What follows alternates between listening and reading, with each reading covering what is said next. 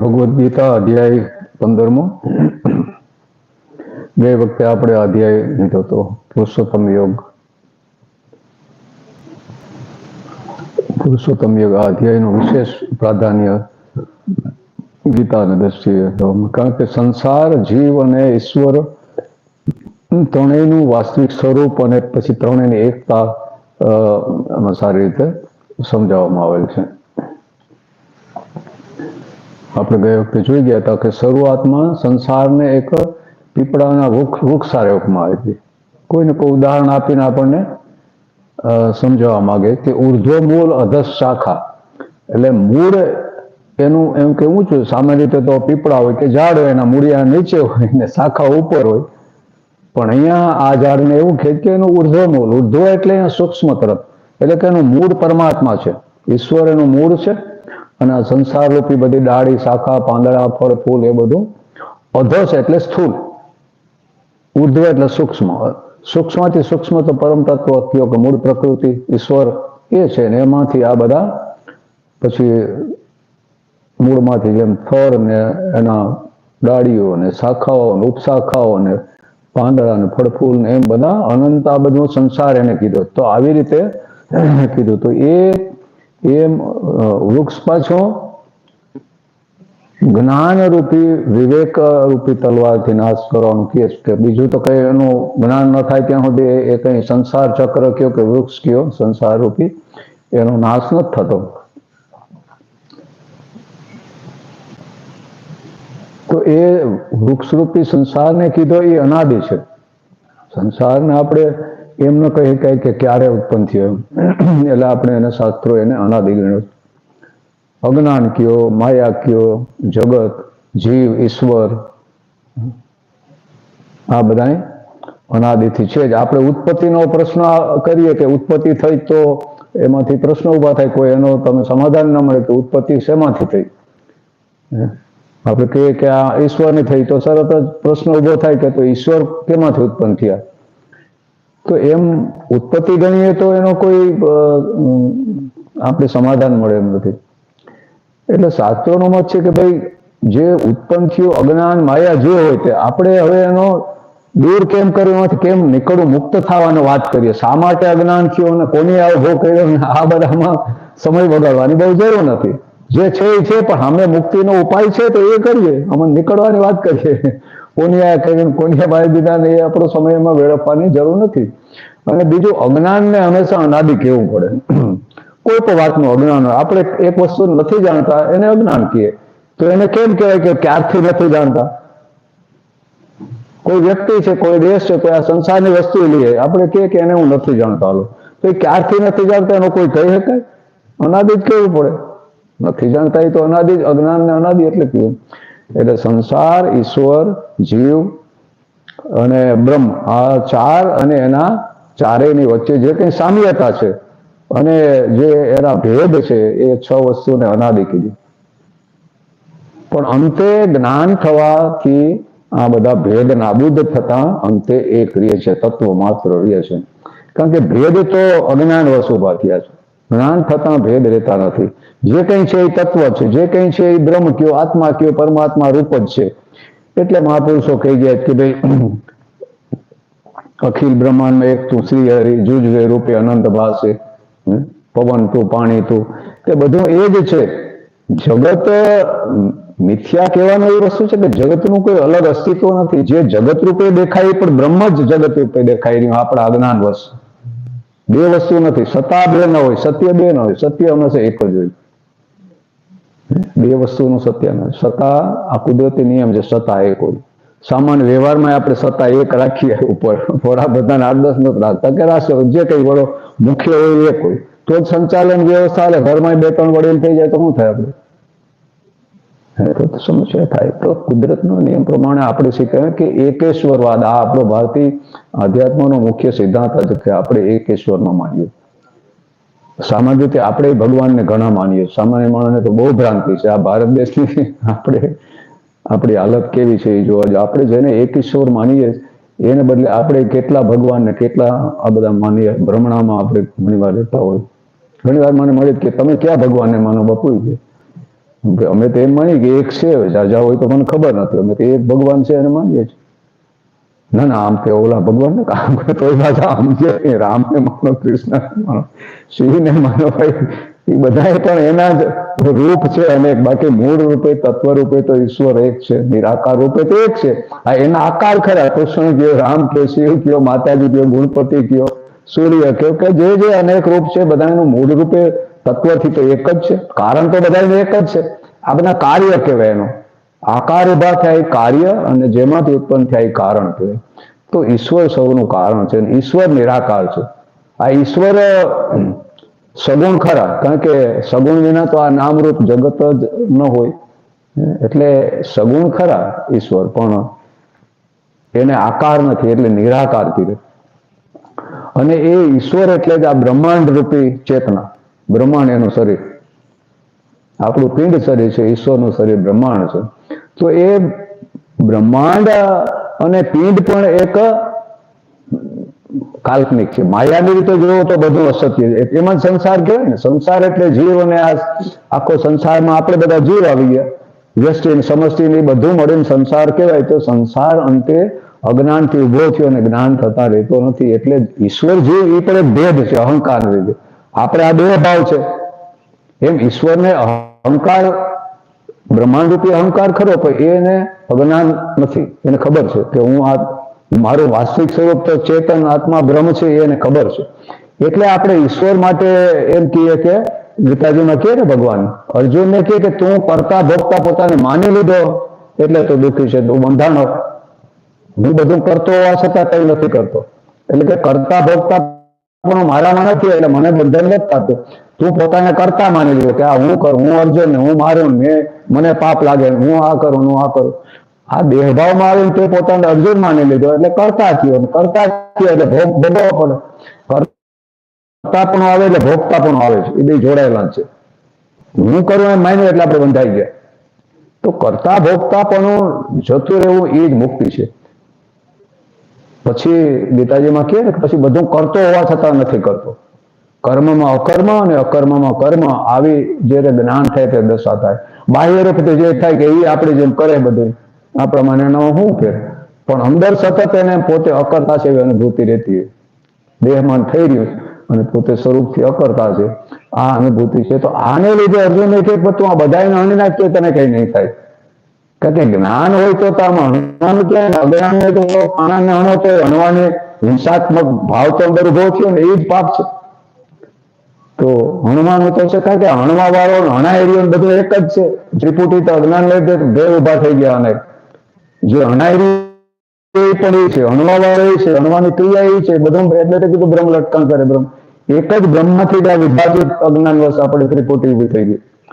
એટલે સંસાર આવો છે, અને સંસારનું વૃક્ષ ઉદાહરણ આપીને આપણે સંસાર વૃક્ષ શરૂઆતમાં વર્ણન 15મા અધ્યાયમાં એ વૃક્ષનું ઉદાહરણ આપીને કર્યું. પછી આગળ જતા જીવનો વાત કરી કે જીવ એ પણ ઈશ્વરનો જ એક અંશ છે. અહીંયા અંશ એ આપણે કેવો પડે વ્યવહારની રીતે, અંશી આપણે ભાગે એમાં નથી પડતા, કારણ કે એ કોઈ ચૈતન્યનું કોઈ વિભાજન જ ન થઈ શકતું. જેમ આકાશને બે અલગ ન કરી શકાય કે વિભાજિત ન કરી શકાય, એવી રીતે ચૈતન્ય તો એટલું સૂક્ષ્મ છે. આકાશ તો પંચમહાભૂતમાં ગયેલું, ભલે પૃથ્વી જળ અગ્નિ વાયુના સાપેક્ષમાં એ સૂક્ષ્મ સૌથી સૂક્ષ્મ એ છે. એ આકાશમાંથી જ આ બાકીના બધા ભૂત ઉત્પન્ન થયા. એટલે એ રીતે બધા આકાશની અંદર જ સમાયેલા છે અને આકાશમાંથી ઉત્પન્ન થયા, છતાં આકાશને કઈ કરી શકતા નથી. આ પૃથ્વી જળ અગ્નિ વાયુ કઈ આકાશને કઈ કરી શકે નુકસાન? એવી રીતે ચૈતન્ય તો આકાશ ને એથી તો આકાશથી તો આગળ એ બધા સૂક્ષ્મ ભૂત એ અહંકારમાંથી ઉત્પન્ન થયા. અહંકાર સમષ્ટિ બુદ્ધિમાંથી, ને સમષ્ટિ બુદ્ધિ મૂળ પ્રકૃતિ તો ઉત્પન્ન થઈ. તો એ મૂળ પ્રકૃતિ છે એ કારણ છે, કારણ કે મૂળ પ્રકૃતિ ઈશ્વરના સાનિધ્યમાં રહીને મૂળ પ્રકૃતિ જેને કે એનો વિકાર છે. બધું મૂળ પ્રકૃતિ તો ઈશ્વરને અભિન્ન રહીને રહેલી છે ને, એમાં કોઈ વિકાર નથી. પણ એમાંથી પછી આ સમષ્ટિ બુદ્ધિમાં આ બધા આકાર નામરૂપ બધા વિકારો બુદ્ધિમાં થાય. એટલે કે ને કે અરીસામાં આપણે તો શુદ્ધ છે, પણ અરીસો વાંકો ચૂકો એટલે આપણે વાંકા ત્રણેયમાં દેખાય. એમ બુદ્ધિમાં દોષ છે એટલે આપણે એવા દેખાય. આપણે હું દેશું, હું આવો છું ને એવું બધું આપણે દેખાય. પણ બિંબ તરફ જોઈએ તો ખ્યાલ આવે કે હું એવો નથી. બુદ્ધિના દોષ ને લીધે પ્રતિબિંબ ઓલું ન કે પાણીમાં આપણે જોઈએ તો હલતા લાગે, ચાંદો તો ઉપર છે પાણીમાં પડછાયો હલતો હોય પ્રતિબિંબ, હલે તો પાણી તો પ્રતિબિંબ હલે પણ બિંબ તો સ્થિર છે. એમ આપણે સ્વરૂપથી એવા શુદ્ધ બુદ્ધ નિત્ય મુક્ત સ્થિર છે, પણ આની સાથે જોડાવાથી એને આપણે એ જે ચિદાભાસ છે ને પ્રતિબિંબ એને જ અહંકાર કીધો, શિવભાવ એને કીધો. ચૈતન્ય બુદ્ધિમાં પડતું પ્રતિબિંબ અને બુદ્ધિ આ ત્રણેય મળીને અહંકાર કહેવાય, શિવભાવ. કારણ કે એકલો બિંબ કે બુદ્ધિ આ ચેતન એમાં મળે ત્યારે હું પણ હું આવે, હું આ છું એ ચિદાભાસ શબ્દ એટલા માટે આભાસ, ચૈતન્યનો આભાસ એટલે કે પ્રતિબિંબ. તો એવી રીતે જીવ પણ ઈશ્વરનો જે કે મમે અંશો જીવલોકે જીવભૂત સનાતન, એટલે કે આ દેહભાવમાં જીવલોકમાં જે કંઈ મારો જ અંશ જે ચૈતન્ય છે મારા જેવો જ છે, સચ્ચિદાનંદ છે, ઈશ્વર સચ્ચિદાનંદ છે. તો આપણે જે માત્ર બધા સચ્ચિદાનંદ છે, પાપીમાં પાપી હોય કે ગમે તો નિકૃષ્ટ હલકો માણસ કે ગમે તે હોય, પણ અંતે સ્વરૂપથી તો બધા સચ્ચિદાનંદ સ્વરૂપથી શુદ્ધ છે, એમાં કોઈ અશુદ્ધિ આવતી નથી. હા, પ્રકૃતિમાં અશુદ્ધિ શુદ્ધિ થાય, પ્રકૃતિમાં કર્મ અનુસાર એના સંસ્કાર પડે એ રીતે પછી અધોગતિમાં જાય. એ અશુદ્ધિ બધી કર્મની પાપ પુણ્ય જે કંઈ એ બધા શુભ કર્મ કરવાથી જે કંઈ અશુદ્ધિ થાય એટલે પ્રકૃતિ શુદ્ધ અશુદ્ધ થઈ શકે, આત્મા સ્વરૂપથી તો કાયમ શુદ્ધ છે, એમાં કોઈ અશુદ્ધિ આવતી નથી. તો એ રીતે આગળના પછીના શ્લોકમાં કહે કે મારો જ અંશ છે એમ કરીને જીવને પણ પોતાનો જ અંશ બતાવ્યો, એટલે કે એ પણ મારા જો. એટલે તો કે જીવ જયારે પોતે પોતાના સ્વરૂપને જાણે ત્યારે એને ભગવાન સાથે કે આ સમષ્ટિ હારે પોતે એક જ છે, બે છે જ નહીં એવો અનુભવ થાય. કારણ કે સ્વરૂપમાં તો કોઈ ભેદ છે જ નહીં, ભેદ થઈ કે એમ નથી. તો જીવને જીવપણું છે ત્યાં સુધી આપણે એને આ રીતે કર્મથી બંધાયેલો માનીએ છીએ. એટલે જીવને ગતિએ થાય. આપણે સૂક્ષ્મ શરીર હકીકતમાં જીવ કહીએ, કારણ કે અહંકાર સૂક્ષ્મ શરીરમાં છે. એટલે સ્થૂળ શરીર નાશ થવા છતાં આપણે બંધાયેલું એનું કારણ કે સૂક્ષ્મ શરીરમાં છે અહંકાર. પ્રાણ, મન, બુદ્ધિ, ઇન્દ્રિયો આ બધા છે જે કંઈ એ બધું સૂક્ષ્મ દેહમાં આવે. એટલે આપણે સ્થૂળ શરીરનો નાશ થવા છતાં એ કર્મ અંદર પડેલા સંસ્કારો આ તે અહમ ભાવ બધું સૂક્ષ્મ દેહમાં હોવાથી એ સૂક્ષ્મ દેહ પાછો સ્થૂળ દેહ ધારણ કરે એના કર્મ અનુસાર. હવે એને સ્થૂળ શરીર મળે તો એ સૂક્ષ્મમાં બધું પડેલું છે. એ આપણું અનંત જન્મનો બધા સંસ્કારો, એ સંચિત સંસ્કારો બધા પડેલા જ છે આપણા અજાગૃત મનમાં. તો એ બધું ભેગું આપણે લઈને જઈએ છીએ, એમાં પછી દર જણને નવા નવા સંસ્કાર ઉમેરાતા જાય અને એ બધું સંચિત ભેગું હાલે, એમાંથી થોડું થોડું વપરાયા કરે, પાછું પૂરા કરે એટલે કોઠીમાંથી ખાણેથી કાઢતા આવીએ પછી નાખતા કોઠી પેલી ખાલી થતી નહીં. આ હિસાબ કોઈ પૂરો ન થાય ને હિસાબ ન થાય ત્યાં આમાં નીકળાતો, કારણ કે કર્મ નિવૃત્ત જ નથી થતું. ભોગ ભોગી આપ્યા વિના ભોગવાય નહીં ત્યાં સુધી નિવૃત્ત ન થાય. ભોગવવા આવીએ તો પાછા નવા થઈ જાય. આપણે એક જન્મમાં આગલા 10 જન્મ હાલે એટલે નવા પાછા કર્મ કરીએ. તો એ રીતે કર્મનો કોઈ આમાંથી બહાર નીકળાતો નથી. કારણ આ છે, જ્ઞાન થવાથી નાશ થઈ જાય. એનો ઉકેલ એક જ છે, જ્ઞાન થવું. કારણ કે સંચિત જ્ઞાન થવાથી જ્ઞાનને અગ્નિ અર્થ થાય. જ્ઞાન થવાથી જે અંતઃકરણમાં સંચિત કર્મ પડ્યા છે સંસ્કાર રૂપે એ પછી જીર્ણ થઈ જાય. એ કોઈ તમને નવું કર્મ ફળ ઉપજાવી શકતા નથી. એટલે ફરીથી એ હવે ભોગવાના ન રહે. એમ જ્ઞાન થવાથી કરતાપણું ન રહે. કરતાપણું ન રહે તો નવા કર્મથી બંધાય નહીં. નવા ક્રિયમાન કર્મ ન થાય. આ જન્મમાં કરીએ ને બધા ક્રિયમાન, ઓલા સંચિત અને જન્મનો છે. પછી આ જન્મમાં ફરીથી બધા ક્રિયમાન કર્મ વર્તમાનમાં. અને જે આ ફળ ભોગવી રહ્યા છે ને, જે કર્મનું ફળ આગલા જન્મમાં જે કર્મોનું જેટલું ફળ નિશ્ચિત છે મૃત્યુ વખતે એને આપણે પ્રારબ્ધ કીધું. તો 3 પ્રકારના કર્મ છે. તો આ જ્યાં સુધી આપણે સ્વરૂપનો બોધ નથી થતો ત્યાં સુધી એમાંથી આપણે નથી છૂટી શકતા. એટલે ભગવાને જીવનું વર્ણન કર્યું, સંસારનું વર્ણન કર્યું, પછી પોતાનો પેલો પ્રભાવ બતાવ્યો. પેલા પ્રભાવનું વર્ણન કર્યું કે આપણે જ્યાં જ્યાં આપણે સંસારની વસ્તુઓને તો એનાથી પ્રભાવિત બહુ થઈ જાય. ઓહો, આ તો અદ્ભુત છે, અદ્ભુત છે. એ વસ્તુનો કોઈ અદ્ભુતતા નથી. એની અંદર ચૈતન્ય પરમાત્મા છે એનો એ પ્રભાવ દેખાય. તો વસ્તુને આપણે વધારે મહત્વ આપીએ. સંસાર એટલે જ વસ્તુ, આ નામરૂપ, એમાં દોડા કરીએ. પણ જો સમજાય કે જે દેહાદના પ્રભાવ દેખાય છે બધો પ્રભાવ એનો છે, સત્તા માત્ર એની છે ને એના લીધે પ્રભાવિત આપણને દેખાય એટલું પ્રભાવશાળી દેખાય, એનું કઈ વિશેષતા દેખાય, એ બધી વિશેષતા મૂળરૂપે પરમાત્માની છે. તો એ સમજાઈ જાય તો આપણે આ બાહ્ય વસ્તુના મહત્વને આપણે ગૌણ થઈ જાય, અને જેનું મહાત્મય છે, જેને લીધે એમાં પ્રભાવ દેખાય, જેને લીધે કંઈક વિશેષ દેખાય, સૂર્ય ચંદ્ર તારાઓ કંઈક જે સુંદર જ્યાં જ્યાં દેખાય આપણે મોહિત થઈ જાય, તો મૂળભૂત સત્તા જેની છે એ છે. તો એ સમજાય તો ઈશ્વરનું મહત્વ સમજાય, તો આપણે એમ થાય કે વસ્તુમાં તો શું રહેવું, જેની સત્તા છે સત્તા એને જ ન પામીએ, એને જ ન જાણી લે, એને જ મેળવી લે તો બધું આવી જાય. એટલે એમનો પ્રભાવ બતાવ્યો, અને પછી હવે પોતે જ પોતાનું વર્ણન કરે છે. ઈશ્વર પોતે પોતાના મોઢે કહે કે હું આવો છું. હા, તો આ 15મા અધ્યાયનું એ રીતે વિશેષ મહત્વ છે. અને બીજું આગળ તો કીધું કે મારો અંશ છે, પણ પછી કીધું કે એ અંશ જે છે એ હું જ છું, દરેકની અંદર હૃદયમાં હું જે અંશ રૂપે હું જ છું. એટલે અહીંયા જીવ અને ઈશ્વરની એકતા બતાવી દીધી કે જીવ ઈશ્વર કોઈ બે વસ્તુ નથી. તો બે ઉભું થઈ ગયું, બે સત્તા ઉભી થઈ ગઈ. સત્તા તો અંતે એક છે, એ તો સ્વીકારવું પડે. તો અહીંયા બે નથી. જ્યાં સુધી દેહની સત્તા માનીએ, દેહ સાચો છે એવું આપણે માનતા રહીએ, ત્યાં સુધી આ ભેદ દેખાયા કરે. ત્યાં સુધી ઈશ્વર જુદો, હું જુદો, આ સંસાર જુદો, નામ રૂપ અનેક છે, બધા ભેદ આપણને જણાયા કરે. મૂળ વિચાર આ દેહ હું થી પણ એક વિચાર છે. પહેલો વિચાર તો હું દેહ શું આવે, પછી બીજા વિચાર ચાલુ થાય. બધા મૂળભૂત વિચાર છે, છેલ્લે જાય હું દેહ છું, એ વિચાર છેલ્લે છૂટે જયારે વાસ્તવિક પોતાના સ્વરૂપનો બોધ થાય ત્યારે. એટલે અહીંયા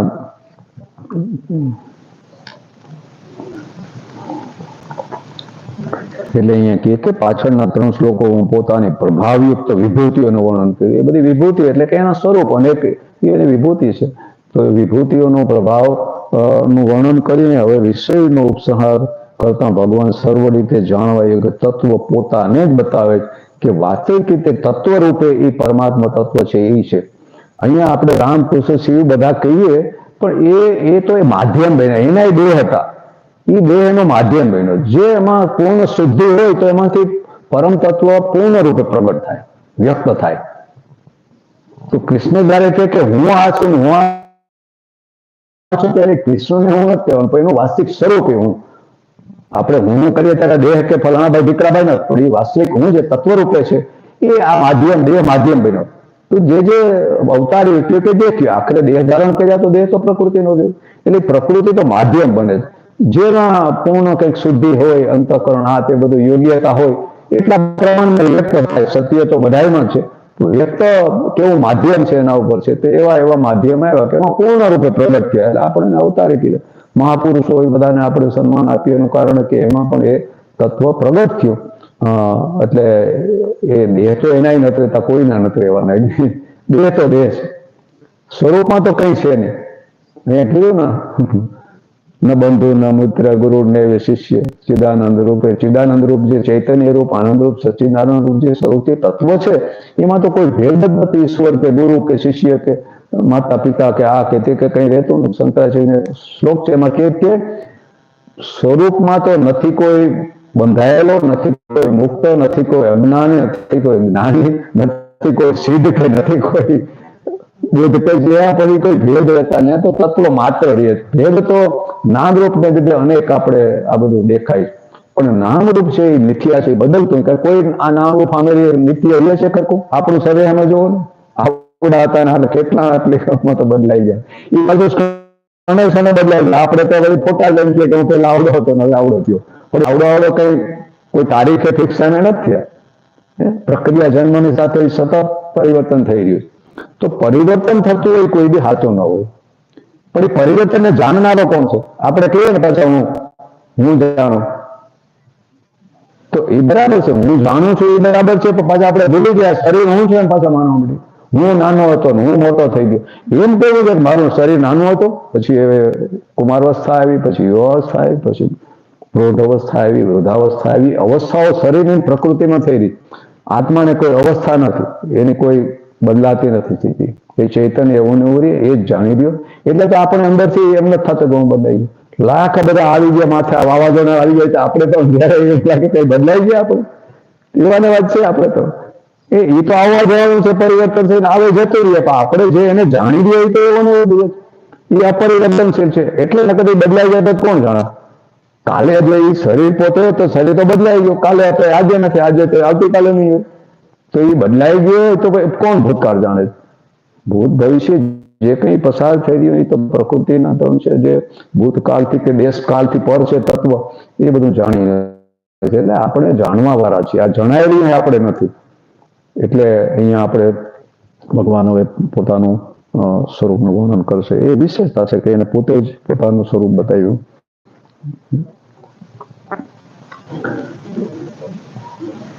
સર્વસ્ય ચાહમ હૃદિ સન્નિવિષ્ટો મત સ્મૃતિર્ગાનમહો અંધચ વેદેશ્ય સર્વેર અહમેવ વેદ્યો વેદાંત કૃદ્વેદ વિદેવરાહમ. હું જ સૌ પ્રાણીઓના હૃદયમાં સ્થિત છું અને મારાથી જ સ્મૃતિ જ્ઞાન તેમજ અપોહન સંશય વગેરે દોષ નાશ થાય છે. બધા વેદો વડે હું જ જાણવા યોગ્ય છું. વેદોના તત્વનો નિર્ણય કરવા વાળો અને વેદોને જાણનારો પણ હું જ છું. અહીંયા કોઈને કહેવાનું છે કે આનો અહંકાર છે, હું કર્યા કરે, હું જ છું, બધું હું જ. કૃષ્ણ હું જ કે તો કાલે કે રામ તો આમ કહેતો હતો, કૃષ્ણ તો આમ કહેતો હતો. ન્યાય આપણે પાછા પ્રશ્નો મળે. કૃષ્ણનો દેહ પણ એક દેહ છે ને એ દેહ માધ્યમ બન્યો. એટલે કે કે આજનું વિજ્ઞાન કે કદાચ એનો સૂક્ષ્મ રૂપે આ જગતમાં જે એનો સૂક્ષ્મ દેહ હશે, બધા થઈ ગયા એના સંચવાયેલું સૂક્ષ્મ તો સૂક્ષ્મ જગતમાં હોય. એટલે વચ્ચે પ્રયોગ કરવાનો પ્રયાસ કર્યો તો પછી સફળ થયો. બુદ્ધનો સૂક્ષ્મ દેહ પણ છે, તો સૂક્ષ્મ દેહને એનું કોઈને એમાં પ્રવેશ કરાવવો અને એમાં જે કંઈ સૂક્ષ્મ દેહમાં બધી માહિતી, એના જીવનનો જે અનુભવોથી માંડી સંસ્કારો જે કંઈ એમાં પડ્યા હશે એ બધું એમાં જે જળવાઈ રહ્યું. તો એ પ્રયાસ છે તો અમુક વર્ગમાં જે વિદ્વાનો જે હશે એને પણ પછી અને જે કૃષ્ણમૂર્તિને એવું મેં વાંચ્યું હતું કે જે કૃષ્ણમૂર્તિને તૈયાર કર્યા હતા કે તમે યોગ્ય છો અને એ એમાં ગ્રહણ કરવાનું યોગ્ય, પણ પછી કંઈક વાત ખાનગી રાખવાને કંઈ લીક થઈ ગઈ અને કૃષ્ણમૂર્તિ પછી નારાજ થઈ ગયા અને એની પછી ના પાડી, કંઈક આવું વાત સાંભળી હતી. એટલે ટૂંકામાં આ સત્ય છે. આજે જે શબ્દો બોલાણા એ તો પાછા તમે રિકવર કરી શકો કે રેકોર્ડિંગ પાછું રિપ્લે કરી શકાય કે હું કદાચ ભવિષ્યમાં આવશે. તો અહીંયા આપણે એ જ કે હું જ આ સૌ પ્રાણીઓના હૃદયમાં છું. ત્યારે એ બોલવા વાળો શબ્દો ને વાણી ને દેહ ને માધ્યમ બને, પણ એમાં રહેલું તાત્પર્ય છે તો તત્વમાંથી. એટલે તો મહાપુરુષો કે મૌન બોલે છે, ઘણા એવું લાગે મૌન બોલે. એ મૌનમાંથી જ વાણી નીકળે ને. એ મૌન છે એ છે આપણી મૂળ પ્રકૃતિ કે જેને આપણે ઈશ્વર કહીએ, જેને આપણે મૌન કીધું, જેને શૂન્ય કીધું બુદ્ધે. તો એ જે શૂન્ય કયો કે મૌન કયો એ વસ્તુ છે એને જ પરાવાણી કીધી છે, એને ઓમકાર કીધો, અનાહત નાદ. તો એમાંથી જ આ નાદ બધા ઉભા થયા. પછી પશ્ચિમથી મધ્યમાં વેખરી ત્રણ વાણી પણ એમાંથી થઈ. એ બધી સ્થૂલ છે, કારણ સૂક્ષ્મ અને સ્થૂલ જેમ ત્રણ દેહ છે, વાણી પણ ત્રણ છે. કારણમાં છે હજી સંસ્કાર રૂપે હજી પ્રગટ શબ્દ બહાર વિચાર રૂપે પ્રગટ થયો, એ પશ્ચિમથી કીધી. પછી મધ્યમાં વિચાર રૂપે પ્રગટ થઈ, મધ્યમાં છે તો એ વિચાર વાણી સ્થૂલ વેખરી રૂપે બહાર આવી ગયો, એ વેખરી વાણી થઈ ગઈ. તો એ ત્રણ જે વાણી છે એ બધી આખરે એ ધ્વનિ જ છે, એક જાતનો અવાજ જ છે, પણ ત્રણ જુદા જુદા એની સૂક્ષ્મતા અને સ્થૂલતાને લીધે ભાગ પડ્યા. તો જે પરા છે એ શૂન્ય છે, શૂન્યમાંથી બધું પ્રગટ થાય ને શૂન્યમાં સમાઈ જાય. આ જગત બ્રહ્માંડ એમાંથી પ્રગટ થયું, એને આધારે ટકેલું છે ને એમાં સમાઈ જાય. તો એ શૂન્ય છે એ કોઈ ખાલી વાત નથી. શૂન્ય છે એ જ સર્વસ્વ છે, એ જ પરમાત્મા છે. એ જ પરમાત્માનું શૂન્ય કે મૌન કે એ અનાહત નાદ છે, એ જ એની ઓળખ છે. એને બીજે કઈ રીતે તમને નતો અનુભવ થયો હોય તો એને ખબર પડતી કે આ હીનો અનુભવ થઈ ગયો. પ્રમાણ એ કે તમને એ શૂન્યનો જયારે અનુભૂતિ થાય એ નાદની, ત્યારે તમને વિશ્વાસ બે કે મને સ્થિતિ થઈને ભગવાન હારે એકતાનો અનુભવ ત્યારે થાય. એટલે શૂન્યને કે ઓમકારને આપણે એટલે મહત્વ આપ્યું. એનો પ્રણવ કીધો, તસ્ય વાચક. એનું નામ કે ઓળખો. આપણે ફલાણા ભાઈનું આપણે ઓળખાણ છે ને નામથી ઓળખાય. તો અહીંયા નામ કોઈ આવું નથી, નામ કૃષ્ણ કેવું લખી શકાય એવું નામ નથી, અનુભૂતિનો વાસ છે. એને આપણે સતનામ ને જી નામ ને બધા ઓમકાર ને જુદા જુદા શબ્દ અને કોઈ એ બધી આપણા જુદા જુદા સંપ્રદાય જુદી રીતે વર્ણન કર્યું એ છે, એની ઓળખ છે, એના અનુભૂતિ પણ ત્યારે થાય છે. ને પૂરો અહંકાર ત્યાં ઘડે છે, એનું અનુસંધાન થયા પછી મન પૂરેપૂરું ગળી જાય છે. મનનો લય કરવાનો એ નાદાનુસંધાન શ્રેષ્ઠ કોઈ વેદાંતમાં ઉપાય નથી બતાવ્યો. નાદાનુસંધાન શબ્દ વપરાનો એને કબીર એને સુરત શબ્દ યોગ કીધો. એ શબ્દ એટલે જ ઓમકાર ધ્વનિ અનાહતનાદ અનુભૂતિ જે અંદર થાય છે. બાઇબલમાં એ જ શબ્દ વપરાનો શબ્દ કીધો એની એ જ તે શરૂઆતમાં તો એમાંથી ઉત્પન્ન થયું. આપણે એ જ કે મૂળ પ્રકૃતિમાં ઉત્પન્ન થયું. તો મહાપુરુષો અહીંયા ને વિશ્વ આખામાં જ્યાં જ્યાં થયા એ બધાની અનુભૂતિ એક જ છે, ભલે એને જુદી રીતે વ્યક્ત કરી. એટલે આપણે એને પ્રમાણ માનીએ છીએ કે ભાઈ એકલ દોકલ કહીએ તો આપણે થાય કે એને કઈ ભ્રમ થઈ ગયો છે, અથવા એક યુગમાં અટાણે આદત થઈ ગયા ધારો કે મહાપુરુષ, તો એ થાય કે ભાઈ ઈશ્વરની એક ક્રાંતિ થઈ રહી. એવું હજારો વર્ષથી જે થઈ ગયા હજારો એ બધાનો એકમત છે. એટલે આપણે શ્રુતિઓને પ્રમાણ માન્યું. ઉપનિષદો હજારો છે, એ બધા કોઈ એક સમયમાં નથી લખાણા. હજારો વર્ષ દરમિયાન જુદા જુદા ઋષિઓ કે જુદા જુદા મહાપુરુષે એને અનુભૂતિઓ કરી અને ઉપનિષદ દ્વારા વ્યક્ત કર્યા. એ જે હજારો ઉપનિષદનું સંકલન કરીને બ્રહ્મસૂત્ર રચના વ્યાસ ભગવાન. કારણ કે ઉપનિષદો એટલા હતા કે આપણે એ વાત કરી સાર પછી બ્રહ્મસૂત્ર ઉપનિષદોમાં વ્યક્ત એની એવી રીતે જુદી રીતે કહ્યું કે આપણે ભ્રમો થાય કે આ ઉપનિષદમાં જુદું લખે, ઓલા જુદું લખે, આ તો ઉલટાના ભ્રમિત થઈ જાય આપણે. એટલે સંકલન કરીને વ્યાસ ભગવાને બ્રહ્મસૂત્ર લખ્યા. બધાનો સાર કહેવાનો એક જ છે. શબ્દો વાણી કદાચ બદલાતા કહેવાની રીત બદલાતી હોય, પણ સાર તત્વરૂપે સૌનું કહેવાનું એક જ છે, એ બ્રહ્મસૂત્ર. એટલે આપણે ઉપનિષદો અને બ્રહ્મસૂત્રને આપણે શ્રુતિ કીધી.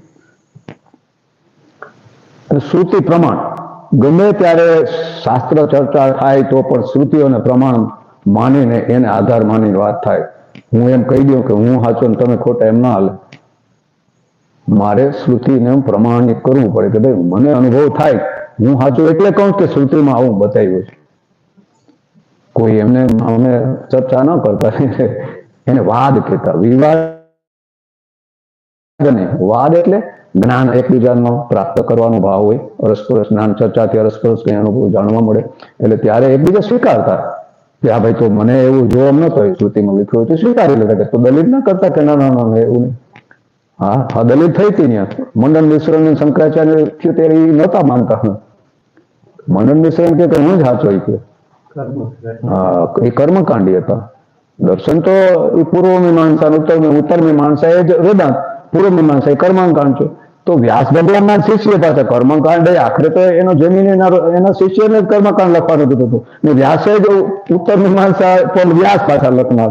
તો એના શિષ્ય અને બેના મત થોડા જુદા હોય, પણ એને ખાલી કર્મકાંડ લખવા પૂરતું જ કીધું હતું. એટલે એને કર્મનું જ મહત્વ બતાવ્યું. વેદોમાં 80% કર્મકાંડ છે કે સંસારમાં તો કર્મનું ફળ ને એ જ છે ને અહીંયા તો. એટલે એને બતાવ્યું જેને હજી ફળ ભોગવવા આપે તો એને માટે એ છે કે એ વેદ અનુસાર કરો તો કંઈક પ્રાપ્ત થાય. નાશવંત જેવું હશે એ પણ, તો એ પણ બતાવ્યું છે. એટલે ત્યારે મંડન મિશ્ર કર્મકાંડી હતા ને એ જીદ લઈને બેઠા. શંકરાચાર્ય ગણતરી ન કરતા કે તમે હજી બાળક છો ને તમને ખબર નથી હું મારું જ્ઞાન કે આવો અહંકાર એક હતો. તો એ જયારે આવો એક પ્રશ્ન ઉપર ચર્ચા થઈ ત્યારે નથી સ્વીકારતા.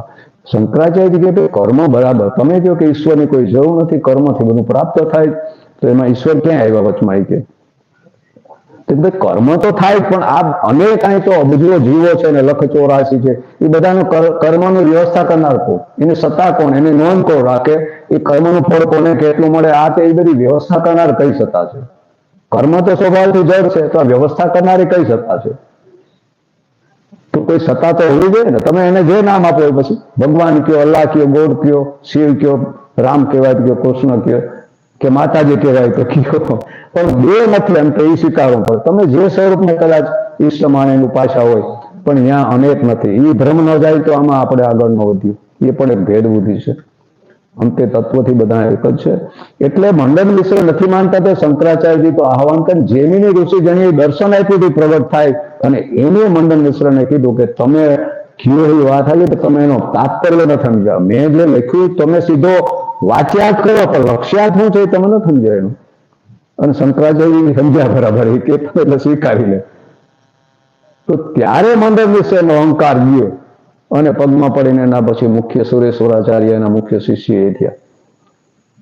એને શંકરાચાર્ય તો ખુલ્લું કહેતા, ભાઈ તમે મને જો ગળે ઉતરાવી દો તો હું તમારો શિષ્ય હતો, તમે કહો હું કરું, નહીં તો હું કરું, તમારે કરવાનું. એ રીતે જ સંકલન થાય. આપણે બધાને એક થઈને જો ધર્મની સ્થાપના કરી અને બધા વાડામાં રહેવું તો આમાં ક્યાંથી કેવી રીતે ધર્મનો રક્ષા થાય? જે વેદાંત અદ્વૈતવાદ છે ને બધા અદ્વૈત અને વિભાજન, અનેક મત ને અનેક ભગવાન અને સંપ્રદાય ઉભા થઈ ગયા, એને સનાતન ન કહેવાય. એટલે આ બધી વાત હતી. તો અંતે તત્વથી આપણે સમજવાનું છે કે એ શ્રુતિએ કીધું છે એને આપણે સ્વીકારવાનું રહીએ, આપણે સ્વીકારવાનું રહીએ. એકલ્લોકની અનુભૂતિમાં જે સંસાઈ જાય, પણ હજારો વ્યક્તિ પાછો અહીંયા નહીં. તમે ક્યાં જીસસ તો છે, જ્યુસ થયા, મોહમ્મદ હોય કે જીસસ હોય, બધા મહાપુરુષ હતા. એને કોઈ એને સમજાય નહીં એટલે એને કઈ ધર્મના વાળા ઉભા થયા. બધું કેવું, બુદ્ધ કઈ બૌદ્ધ ધર્મી નહોતા, કે જીસસ કઈ ક્રિશ્ચિયન નહોતા, કે મોહમ્મદ કઈ મુસ્લિમ નહોતા. હા, એનામાં એક વાળો ઉભો થયો, એને મુસલમાન ધર્મ પડ્યો, ઓલા કે અમે ક્રિશ્ચિયન થયા. ઝંડા ત્યારે તો હતો નહીં ને, વાહેથી વાળો તો પછી બીજા ઉભા કર્યા બધા. તો બુદ્ધે કે કીધું બુદ્ધમ શરણમ ગચ્છામિ, એટલે કોઈ જ્ઞાનીને શરણે જાઉં તો હવે બુદ્ધ રહી ગયા પછી એના પૂતળા માનીને ત્યાં બેઠા. જે નિરાકારની વાત કરે બુદ્ધ, આજે વધારે બધા મૂર્તિઓ તો બુદ્ધની છે. ક્યાંક ફાળો કોતરી કોતરી બનાવી, હજી તો મોટી મોટી બનાવીને હરીફાઈ ચાલુ છે, અમારી મૂર્તિ મોટી. તો આપણે નથી સમજી શકતા ત્યારે આપણે નથી કે માઇલસ્ટોન ને આપણે અટકી ગયા, અગરબત્તી ત્યાં બેન કરવા માંડ્યા. માઇલસ્ટોન આ બધા છે, દિશા બતાવે, ઈશારા કરે, તો એ નકશિયાત આપણે ન સમજીએ ત્યારે મૂળભૂત એનો સંદેશ ભૂલાઈ જાય અને આપણે એને પકડી લઈએ, અટકી રહીએ છીએ. એટલે પ્રાણીઓના હૃદયમાં સ્થિત છે. એટલે અહીંયા હૃદયના જુદા જુદા મત હશે. કોઈ ભાવની રીતે કોઈ કે મગજ કરતા પણ હૃદયને ચક્રને વધારે મહત્વ આપે છે. રમણે એમ જગ્યાએ કીધું છે, પણ એ હૃદય પણ આ સ્થૂળ હૃદયની વાત નથી, મૂળ હૃદય છે.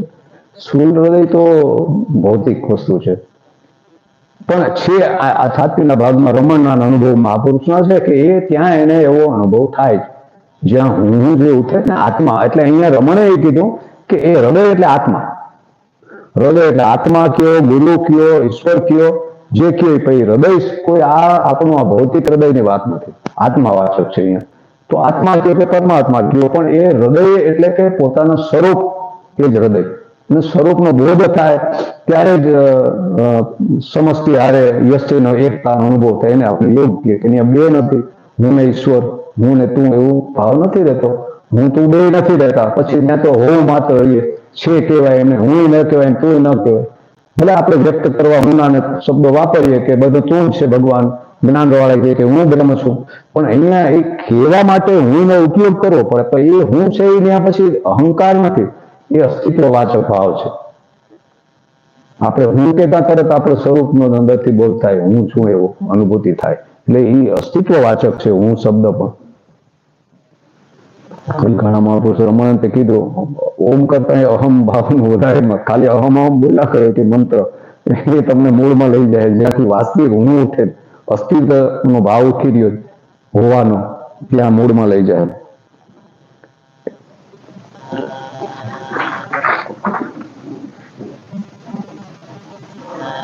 એટલે સર્વવ્યાપી ચેતના છે. એને કોઈ એક સ્થાન ન કહે થાય કે અંદર કે બહાર. એને માટે અંદર બહાર જવું નથી અને એનું કોઈ પ્રમાણ નથી. એટલે એને કે નાનો છે કે મોટો છે, કારણ આ તો સાપેક્ષ છે. મોટાને સામે આ અમુક પ્રમાણ સામે કોઈક હોય તો આને મોટો કહેવાય, એને આને નાનો કહેવાય. હવે એને નાનો મોટો ન કહેવાય અને એ ક્યાંય એક જગ્યાએ છે એનું ન કહેવાય. સર્વવ્યાપી હોય એ ક્યાંય અહીંયા છે એમ ન કહી શકાય. કારણ કે તો એક બેસવાનું થઈ ગયું. વ્યાપક છે આકાશ છે, બધે સરખા પ્રમાણમાં છે, ક્યાંય વધારે નથી, ક્યાંય ઓછો નથી. આપણે તીર્થોનો મહિમા છે તો વિશેષ સ્થાનનો ઉપયોગિતા મહિમા ખરો, એટલે આપણે એને મહત્વ આપ્યા. પણ એવું નથી કે ત્યાં કંઈક વધારે છે અને કંઈ અહીંયા ઓછું છે. ચેતનામાં કોઈ ફેર નથી પડતો. પણ હા, ત્યાંનું વાતાવરણ જે છે પ્રાકૃતિક જે કંઈ હોય, ત્યાં કોઈ હજારો વર્ષથી તપસ્યાથી, કારણ કે આપણા જેમ આ ચક્રો છે અંદર શરીરના એનર્જી સેન્ટર, એમ પૃથ્વીમાં એના આ ધોરી નસો આપણા બધા છે ચેતનાની નાડીઓ, એમ પૃથ્વીને આપણે જીવંત માન્યું દરેકને. એટલે એમાં પણ આ બધા છે. એટલે આપણે અમુક કેન્દ્રોને મહાપુરુષોને આ બધા અનુભવ હોવાથી એની અમુક કેન્દ્રોને આપણે તીર્થરૂપે આપણે કર્યા. લોકો જાય તો એનો કંઈક વાતાવરણનો લાભ મળે, કંઈક ઉર્જાનો લાભ મળે, એટલે એનું મહત્વ છે. પણ એમાંય ઘણું ઘણું ગુપ્ત છે. ઘણાનું કહેવાનું છે કે આપણા તીર્થ એવા છે કે એ ગોતવા જાય તો મળે એમ નથી. બહારના છે તો પ્રતીક છે, ઓળખાણ કે કઈક જે જાણકારને ખબર હોય કે સોમનાથ આપણે માનીએ તો એ સોમનાથ આવે એને આજુબાજુમાં ત્યાં કોઈ ભાઈ એ અકસ્માતે ત્યાં પહોંચાય એમ નથી એ રીતે રાખ્યા, કારણ કે એનો દુરુપયોગ એ થઈ શકે એમ છે. એટલે એવી રીતે રાખ્યા, પણ મૂળભૂત તો તીર્થ તો અંતે પોતાનું સ્વરૂપ આ બધાને પણ સહાયક છે. અંતે તો પોતાનું સ્વરૂપ એ તીર્થ. કીધું ને તીરથ તીરથ ક્યું ફરે? તીરથ તો ઘટમાં ઘટ એટલે અહીંયા હૃદયમાં પોતે જ અહીંયા હૃદયમાં વળી આપણે પાછા એમ થાય કે અહીંયા તો ગોતીએ. એ હૃદય એટલે જ હું, અને હું એટલે જ આત્મા, હું એટલે જ બધું સર્વસ્વ. કારણ કે ત્યાં પછી ભેદ ન રહીએ. બધા જે આત્મામાં કોઈ ભેદ નથી, તો બધાને એક જ આત્મા છે. તો આત્માને જયારે જાણી લઈએ ત્યારે આપણે થાય કે બધા આપણે જોડાયેલા છીએ, એક છે, જુદું કઈ છે ને. આ ભેદ તો ઉપર છેલ્લા છે, દેહ ને પ્રકૃતિના ભેદ છે. એટલે અહીંયા કે એ વસ્તા સર્વમાં હૃદયમાં હું બિરાજમાન. ત્યાં આપણને અનુભવ થાય. એમ કે રમણને જયારે મૃત્યુનો અનુભવ થયા ત્યારે એવું એને એના પોતાના અનુભવ લખ્યા કે મને અહીંયાથી આપણે એને કોઈ આકાર નથી, રૂપ નથી, કોઈ વર્ણન થયા તેવું નથી, પણ સામાન્ય રીતે એને થાય કે એ પ્રકાશ રૂપ કઈ મને એવો અનુભવ થયો ત્યાં. અને એ આ પ્રકાશ સ્થૂળ નહીં પણ ચેતના રૂપી. કારણ કે કોઈ પણ દેખાયેલા તો ગમે એવો દિવ્ય પ્રકાશ તો એ રીતે દ્રશ્યમાં ગણ્યો આપણે. કારણ કે આ પ્રકાશ ચૈતન્યનો છે એ કોઈ આ અંધારા પ્રકાશ ને યારે સાપેક્ષ એવો નથી. આ પ્રકાશ તો અંધારાને સાપેક્ષમાં પ્રકાશ, પ્રકાશ સાપેક્ષમાં અંધારો છે. પણ એ અંધારાને અંધારાને બેયને જાણનારો અથવા તો એના દ્વારા બધું પ્રકાશિત થઈને એ ચૈતન્ય પ્રકાશ છે. એને આપણે જ્યોતિઓનો જ્યોતિ કીધો. સર્વ જ્યોતિ, સૂર્ય ચંદ્ર જે કંઈ જ્યોતિઓ છે જે અંજવાળું પ્રકાશ આપે, સર્વને પ્રકાશિત કરનાર, જેની સત્તા ત્યાં બધા પ્રકાશમાન છે, એ આપણું સ્વરૂપ છે. એટલે તો ગીતાજીમાં 13મા અધ્યાયમાં આવે છે, જ્યોતિષામપી તજ્જ્યોતિ તમસઃ પરમ ઉચ્યતે. તમસ એટલે ત્રણ પ્રકૃતિના ગુણમાં જગત બધું તમસ કહેવાય. અજ્ઞાન કયો, માયા કયો, તમસ. તમસથી પર એટલે કે એથી સૂક્ષ્મ અને એનાથી ભિન્ન, અને જેમ સૌનું કારણ છે એ તમસથી પરમ. પછી કે જ્ઞાન જ્ઞેય જ્ઞાન ગમ્ય હૃદય સર્વસ્ય નિશ્ચિતમ. અહીંયા એ જ શબ્દ આવે સર્વની અંદર, હૃદયમાં બિરાજમાન. એટલે હૃદય એટલે અહીંયા આપણે આત્માવાચક, અને આત્મા શું હું જ, એ જ હું છું. એટલે જ્યોતિ પણ હું છું, સર્વનો જ્યોતિ. એ આપણે સમજણ કેળવવાની છે. એ કોઈ જ્યોતિ પાછો બીજો નથી આપણે દેખાય. ઘણી વાર ક્યારેક થાય આ બધા આજ્ઞા ચક્રોમાં નમન જાય ત્યારે ઘણાને જ્યોતિનું દર્શન થાય, જ્યોતિદેવ દેખાય, પણ એ પણ એક દ્રશ્ય તો છે ને. તમે તો નથી ને, તમે એને જોવો એના મતલબ તમે તો એનાથી અલગ છો ને. આપણે તો મૂળ પોતાને જાણવા જ, તો એ પણ એક દ્રશ્ય છે, એમાંય અટકવાનું નથી. કારણ કે વિશુદ્ધિથી પછી બે ફંટાય. એક પાછળ જાય ભ્રમર ગુહા કે માર્ગ, આ જ્યોતિમાર્ગ અંતે તો એક થાય. તો કોઈ નાદ થી જાય છે આ, અને ભ્રમર ગુહા નાદના અનુભૂતિથી મનનો લય થઈને જાય છે. આને જ્યોતિ માર્ગ કીધો. પણ ટૂંકામાં એ બધાને પણ અંતે તો સહસામાં જે એક છે ત્યાં અનુભવ થાય. આ બધા અધૂરા છે હજી. જ્ઞાન ચક્રમાં ખુલે એટલે આ બધું દેખાય. અનેક આપણે દ્રશ્યો, દેવીઓ, આ તે બધું દેખાવા માંડે આગળ પાછળ બધું. પણ એ પણ સંસાર દેખાય, દેખાયથી પણ દેખવાવાળો હજી છે, અને દેખવાનું બે ત્રિપુટીને દ્વૈત છે જ હજી. એટલે એ પણ માયા ગણિત. ગુરુજી તો કહેતા કે આ દ્રશ્યો ઘણા દેખાય, બધું આવીએ પણ એમાં અટકી ન જાવ, નહીં તો એમાં અટવાઈ જવાય છે. આપણું લક્ષ્ય તો હું દ્રશ્યને આપણે મહત્વ એના તરફ ધ્યાન આપી હોય કે સત્તા આપવા બરાબર છે. એની કોઈ સત્તા નથી. આપણે એને એના ઉપર લક્ષ્ય આપીએ એટલે એ સત્તાવાળા દેખાય. એનું અસ્તિત્વ કોઈ નથી આત્મા સિવાય. એટલે સ્વરૂપને જાણવું હોય તો ઉપર જવું પડ્યું, દેહની રીતે વિચારે તો. બાકી એને જ્ઞાનની રીતે તો દેહ મિથ્યા છે, એટલે ચક્રોમાં પડવા જેવું નથી, નાળીઓમાં પડવા જેવું નથી. અંતે તો કે દેહ એ પણ કાલ્પનિક છે, દેહ કાલ્પનિક, ચક્રો કાલ્પનિક, ને નાળીઓ કાલ્પનિક. એટલે અંતિમ બોધ તો પછી એ છે કે ભાઈ દેહ જ નથી, તો પછી આમાં ચક્રો કુંડલીમાં એમાંય પડવાની બહુ જરૂર નથી.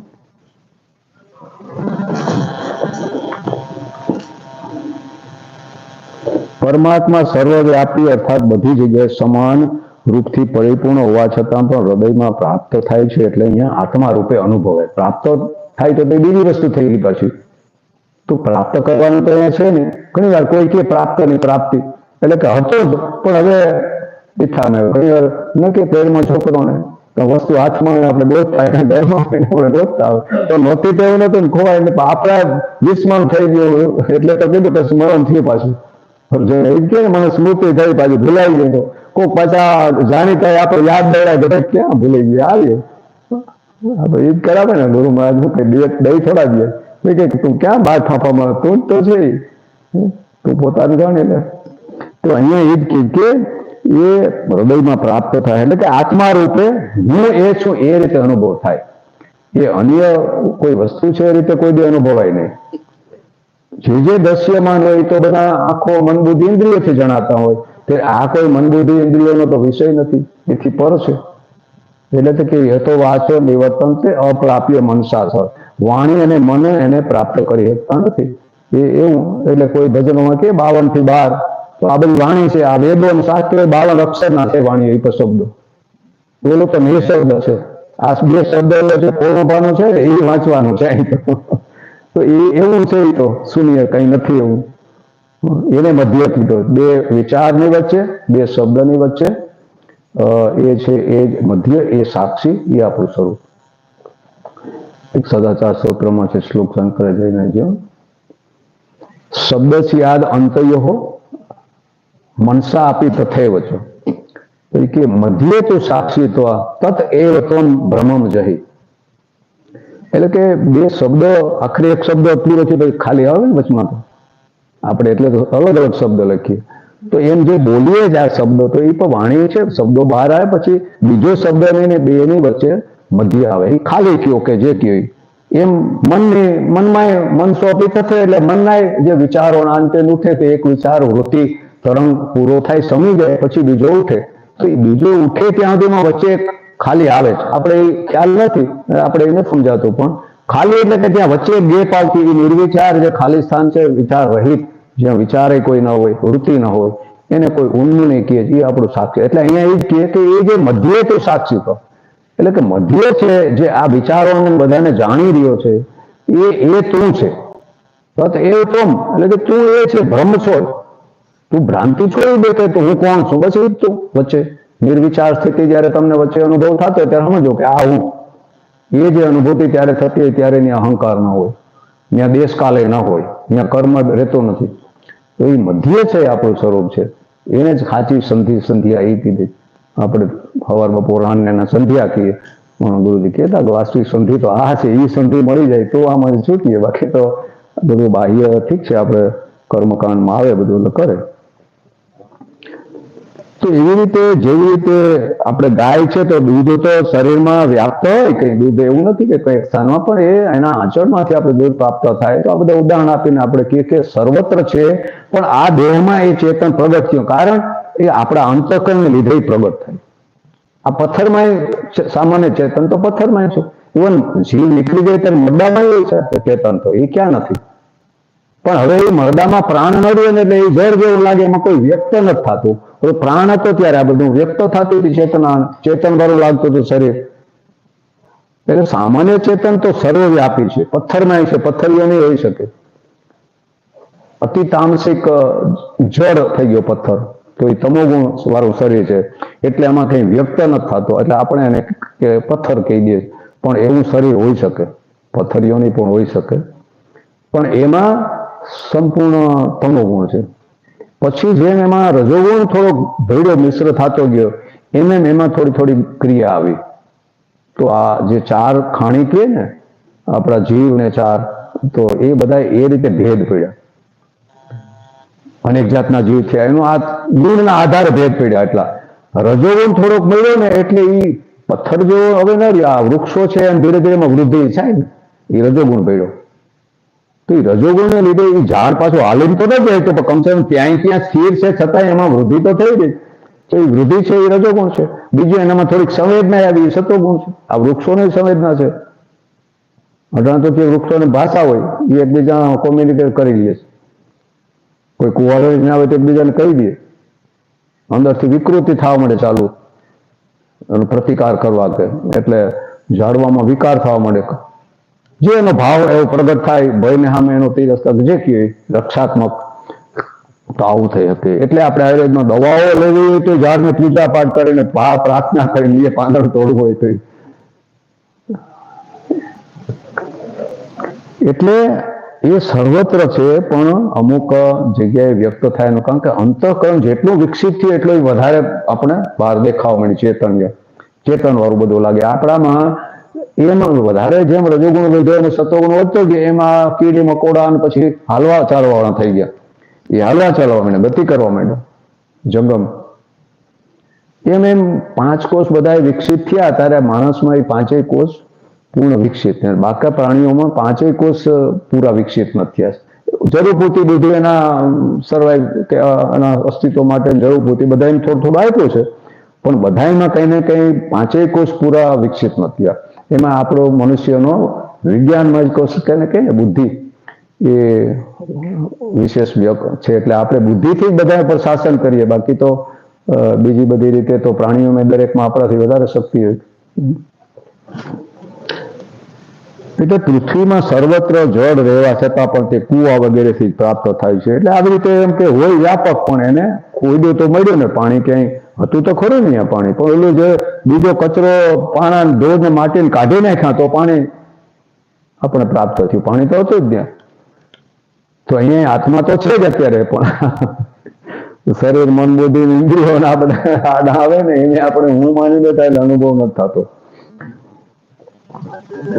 એવી રીતે સૂર્ય, ચંદ્ર, પૃથ્વી, અગ્નિ આ બધામાં વ્યાપ્ત હોવા છતાં પણ પરમાત્મા હૃદયમાં પ્રાપ્ત થાય. બધામાં છે તો શરીરમાં બધામાં સમાન રૂપે વ્યાપેલો શરીરમાં, પણ એ અહીંયા કયો કે હૃદય કયો કે હું કયો એમાં આપણે અનુભવ થાય. હા, તો એ રીતે આપણે ત્યારે સમજાય કે એ નથી કોઈ અંદર કે નથી કોઈ બહાર. એને માટે આ તો દેહને લીધે આપણે કહીએ કે અંદર છે તો માણસને એમ થાય કે શરીરની અંદર ક્યાં છે. અંદર એટલે હું અને બહાર એટલે દ્રશ્ય. અંદર જાણવું, અંદર ઉતરવાનું, ખોજ કરવી એટલે હું ને ખોજવું. જે દ્રષ્ટા દ્રશ્યને જોઈ રહ્યો એને ખોજવું.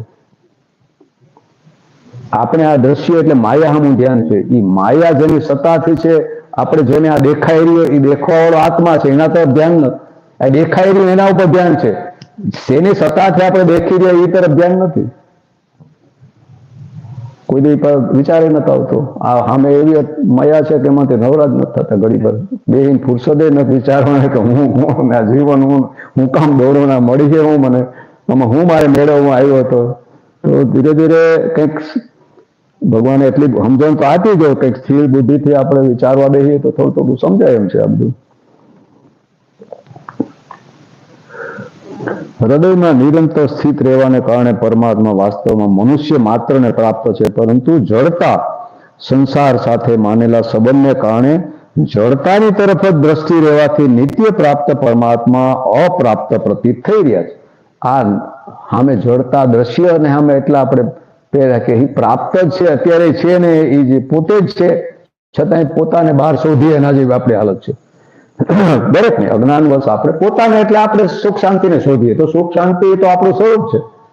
આનંદ છે એ આત્માવાચક છે. આનંદ શબ્દ ખાસ આત્માવાચક, પણ આપણે વ્યવહારમાં ઉપયોગ કરીએ પણ આનંદ એ તો થોડીક ઠીક છે ક્ષણિક ઝલક મળતી હશે, પણ વ્યવહારમાં જેને સુખ માનીએ એ તો સાપેક્ષ છે. દુઃખ અને સુખ સાપેક્ષ છે. એ વ્યક્તિ સુખ જુદું હોય, દુઃખ જુદું હોય. એક જ વસ્તુમાં એકને દુઃખ એકને સુખ, તો એ તો સાપેક્ષ છે. પોતાને સ્વભાવ પ્રકૃતિ મનના સંસ્કારો અનુસાર કોઈને એક વસ્તુમાં સુખ લાગે, કોઈને બીજામાં લાગે, અને એ પાછું નિત્ય નથી રહેતું. એટલે એ સુખ દુઃખ છે એ સાપેક્ષ દીધા.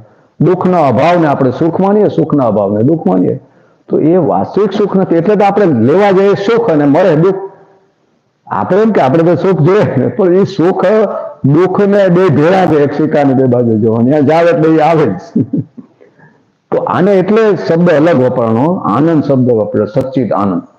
હવે આનંદ છે ને એ આપણે આ બાહ્ય વિષય આનંદ નથી, વિષય રહિત આનંદ છે. એટલે આપણા મહાપુરુષની ખોજ જ આ છે. આપણે એમ થાય કે આ વિષય ન હોય તો આનંદ ક્યાંથી? આપણે કહે છે કે આ હોય તો મજા આ મળી જાય, તો મજા આ મળી જાય. બસ આપણે છે કે આ ન હોય તો આનંદ હોઈ શકે એ આપણે માની નથી શકતા. તો આપણા મહાપુરુષો એ ખોજ કરી કે ભાઈ રાત્રે નિંદ્રામાં સુષુપ્તિમાં વહી જાય ને કોઈ વિષય નથી રહેતો, છતાં આનંદ કેટલો આવે છે. ઉઠીએ તાજા માજા થઈ જાય, આપણે કઈ ખબર નહોતી એવું કેમ છતાં મજા આવી એવું તો આપણે બધાને અનુભવ થાય.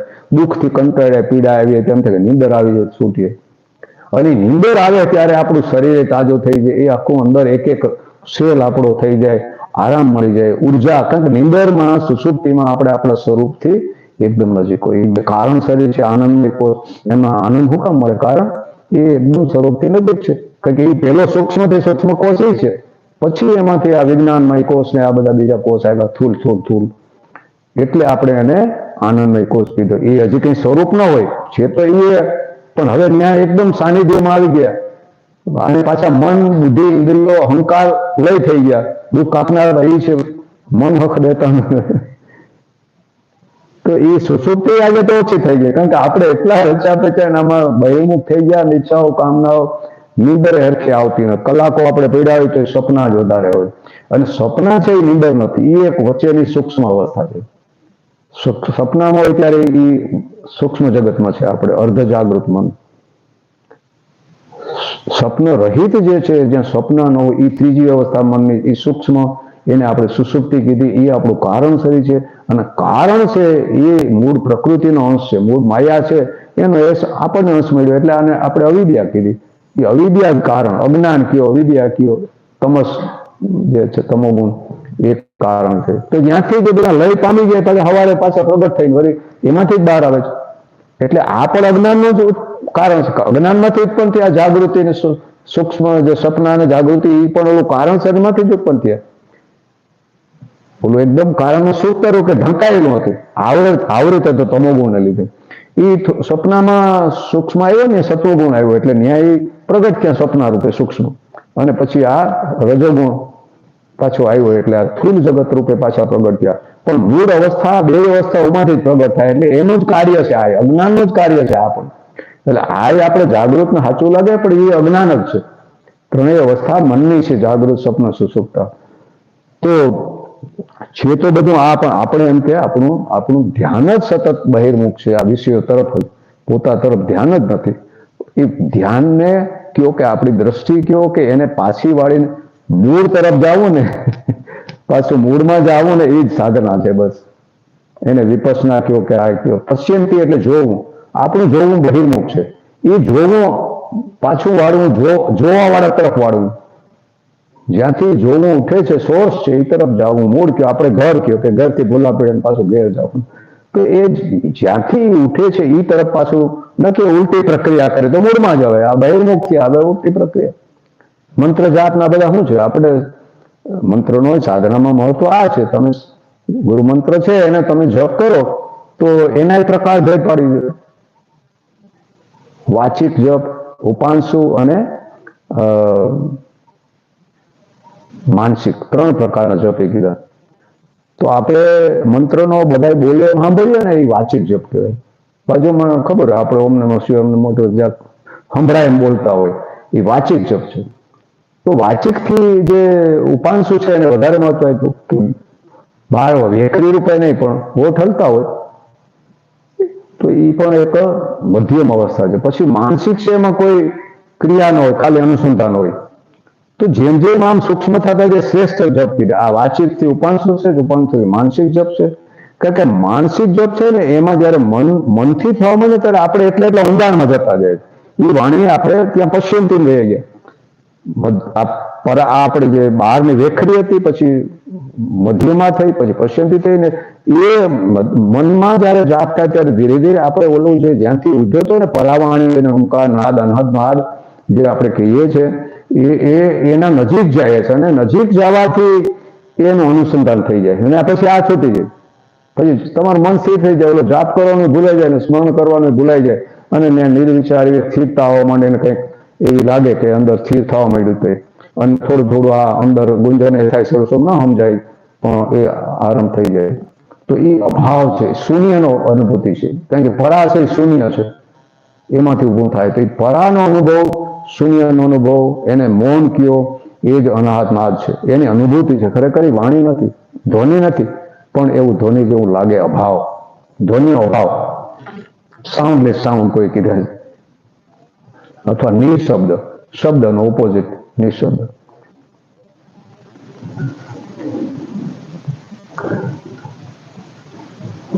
પ્રાપ્તિનો અનુભવ નથી થયો એનું કારણ આ છે કે આપણે પોતે જ છીએ અને આપણે બહિર્મુખ છીએ.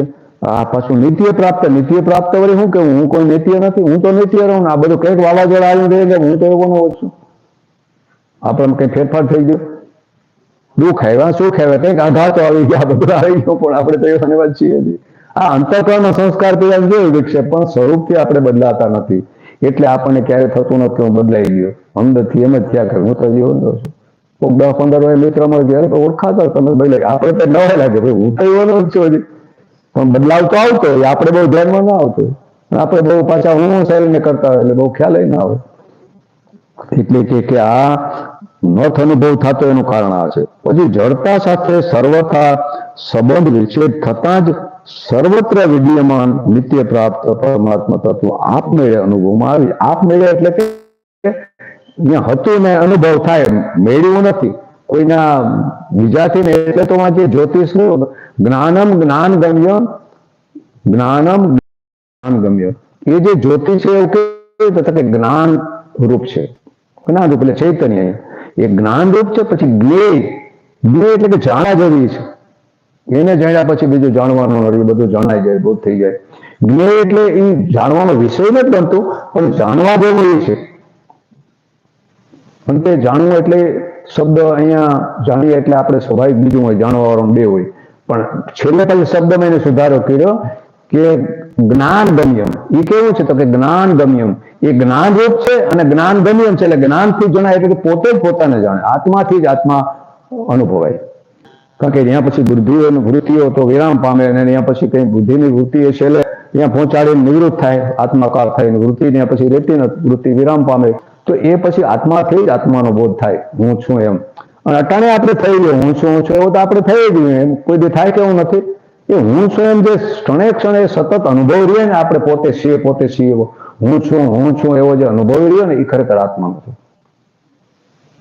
સમજાય ત્યારે થોડોક એમ થાય કે કેવો ગોપાઈ ગયો. આ તો પેલા અનુભવ થતો, મારા ભ્રમમાં હું શરીરમાં નતો થતો, કઈ નવું પ્રાપ્ત નથી થતું. આ બસ સ્પષ્ટતા થઈ જાય, ભ્રાંતિ દૂર થઈ જાય. એટલે રમણે કીધું પછી હળવાનું આવી જાય પોતા ઉપર કે જો તો હું ભટક્યો બહાર જતો, કેટલો ભટક્યો, દુઃખી થઈ ગયો. એટલે જે તણા હાથે ડુંગર એ તણકલો પર ડુંગરને રાખી દે.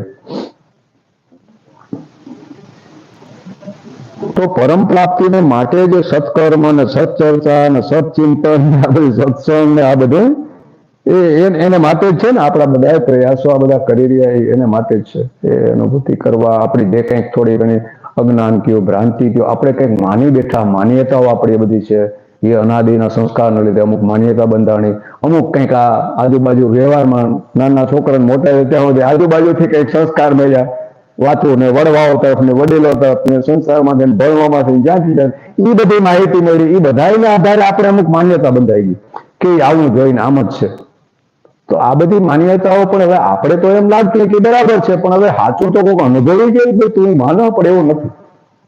તો એ જ કે ગુરુ શું કે આપણે સાચી માન્યતા આપે, માનવાથી જ અનુભવ થાય, કારણ માનવાથી જ બંધાણા, કોઈ બાંધા નથી. આત્માને કોણ બાંધે? આત્મા સિવાય બીજું કઈ છે નહીં. એટલે ગુરુજી કહેતા ચાવી એક જ છે, બસ ફેરવવાની વાત છે. તાળું બંધે એક જ ચાવીથી થાય, ખુલે એક જ ચાવીથી. તો વિચારથી માન્યતાથી બંધારણ માન્યતા બદલાવો. તો સાચું શું છે એ આપણને આવા જ્ઞાની પુરુષો જેને આપણે સૌને ગયા વિશ્વાસે ગયા, તો એમાં દ્રઢ વિશ્વાસ રાખો ને એ શ્રદ્ધા, સંશય રહિત વિશ્વાસ એ શ્રદ્ધા. અને શાસ્ત્રોમાંથી જેવું તમે દ્રઢ ભાવ માન્યો ને, જેવું માન્યો અનુભવ થાય. એટલે ભક્તિમાં માનવાને બધાને આપ્યું કે માનતા જાઓ એમ તમને જણાતું જાય. અને જ્ઞાનમાં જાણવાને મળતું, ત્યાં તર્ક પ્રધાન છે એટલે કે અમે જાણીએ પછી માનીએ. તો એમાં જાણવાને પ્રાધાન્ય આપ્યું. તો જાણે એ માનવા માટે પછી નથી માનતા. આપણે જાણી તો જ માને, હા એ બરાબર છે, હું તો આમ માનતો હતો.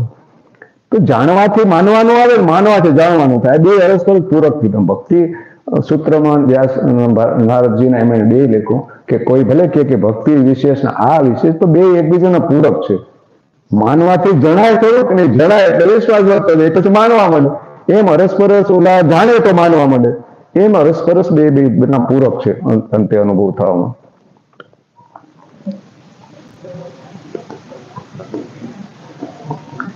એટલે કે પરમ પ્રાપ્તિ માટે આ બધું જે કંઈ આપણે કરીએ સત્સંગને એ આખરે વાસ્તવમાં એમની સાર્થકતા જડતાથી સંબંધ વિચ્છેદ કરાવવામાં જ છે. એ બેન સાર્થકતા હું તો કે આ જળ સાથે આપણે સંબંધ માની લીધો શરીર સાથે. માની તો લો, આપણે તો શરીરને હું માનીએ, પાછા શરીર મારું છે માનીએ તો એમ થાય કે હાલો શરીર મારું છે ને મારે એના હારી મારે સંબંધ છે શરીર હારે, તો એ હજી સારું કે શરીર મારું છે ને. સંબંધ ગમે એવો હોય તો હું તો નથી, તો આપણે તો શરીરને મારવી જઈને પાછા હું કરીએ. એટલે આ છે હું ને મારું. મૂળ મુદ્દો એ છે આખો અહમ મમયથી બંધ નાહમ મમયથી મોક્ષ. આમાં હું ને મારા એ બંધન છે, હું ને મારું છૂટવું એ જ મુક્તિ છે. આ સદાચાર સ્તોત્રોમાં બધા શ્લોકમાં આવે છે. તો હું ને મારું હું તો કે હું વાસ્તવિક રીતે સ્વરૂપથી ચૈતન્ય હોવા છતાં, સચ્ચિદાનંદ આત્મા હોવા છતાં મેં મારા શરીરને હું માન્યું. એ મોટી પહેલી ભૂલ. આ શરીરને હું માન્યું એટલે શરીરને નાતે પછી આ મારાનો વિસ્તાર થયો. હગાવાલા શરીરને નાતે કોણ કેનો હગો છે બધે? આ જન્મ છે એ કુટુંબમાં તો આપણે હગા થઈ ગયા બધા, પછી મિત્રો કહેવાય. મારાનો વિસ્તાર નથી દીધો. મારા બંગલા ગાડી મારો કરતા કરતા કેટલો વિસ્તાર વધારી દીધો, વધતું જ જાય. તો એ મારું માનવું જ મમતા, મમત્વ એટલે મારાપણું. કોઈ વસ્તુમાં મારું છે આ, તો મારું માન્યું એટલે બંધાણા. કરોડિયાને જેમ બંધાણા, પોતે જ બંધાણા મારું માન્યું. હવે ભ્રાંતિ ક્યારે દૂર થાય? વાસ્તવિક દૂર સમજાય તો મારું પણ જાતો રહ્યું. ભૂલેલો છે ખોટો ત્યાં સુધી આ બધું ખોટો મારો લાગે છે. તો એ મૂળભૂત તો હું ને સુધારવી પડે ભૂલ, કારણ કે ભૂલ જ એ છે મૂળ. જે ચિત્ત ગ્રંથની જળ ચેતનની ગ્રંથિક હોય કે જે કહીએ, પણ એ તાદાત્મય થયું એને જ કીધું.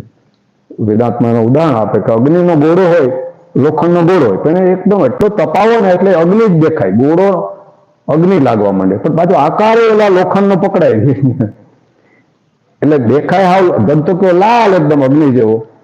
હવે અગ્નિને કોઈ આકાર નથી, પણ ગોળાના હારે જોડાવાથી અગ્નિ જાણે ગોળાકાર એવી આપણે દેખાય. એમ લોખંડને કોઈ દાહકતાનો અને કોઈ સ્વભાવ નથી, પણ એ અગ્નિની સાથે તાદાત્મ્ય થવાથી દાહકતાનો એનામાં આપણે લાગે ગોળો અગ્નિ જેવો લાગે, દાહકતા આવી ગઈ, દજાડી ગઈ આપણને. બે અલગ છે પણ એક બીજાનું તાદાત્મ્ય થઈ ગયું. આત્મા અને ચૈતન્ય અને આ પ્રકૃતિ બે સાથે એક થઈ ગયા. અને આખરે ફરી વાત એ આવે કે માનવાથી થયા. બસ આ માની લીધું એટલે થઈ ગયા. આ મનનો પ્રભાવ છે, જેવું માની એવું થવા માંડે. આ જગતને એવું છે. એટલે તો કેવા બધા સમસ્યાઓનું મૂળ મન છે. દુઃખ ને બંધન, આજે ઉપાધિ, કંઈક માનસિક રોગો આજે પીડાઈ રહ્યા. હવે આજના આધુનિક સાયકોલોજી સ્વીકારે કે આના મૂળિયા તો મનમાં છે, એને ન્યા ટ્રીટમેન્ટ કરો તો થાય, બાકી આ ઉપર છેલ્લા થઈ ગયા ગમે એવો મારો તો ન થાય. મનમાં જે અનેક નકારાત્મક આપણા વિચારો, આપણી ઈર્ષા, અદેખાય, કામ, ક્રોધ, લોભ, મોહ, મદ આ બધા પડ્યા છે. એમાં પાછા ઘણી બધી આપણે ભય ને ચિંતાઓ ને આઘાતો ને આવેગો, એટલું બધું સતત મન ઉપર સ્ટ્રેસ લે કે એની અસર શરીર ઉપર થાય સીધી. કારણ કે શરીરનો જ સ્થૂળ ભાગ છે મન. મનનો જ સ્થૂળ ભાગ શરીર છે, એ કોઈ બે વસ્તુ નથી.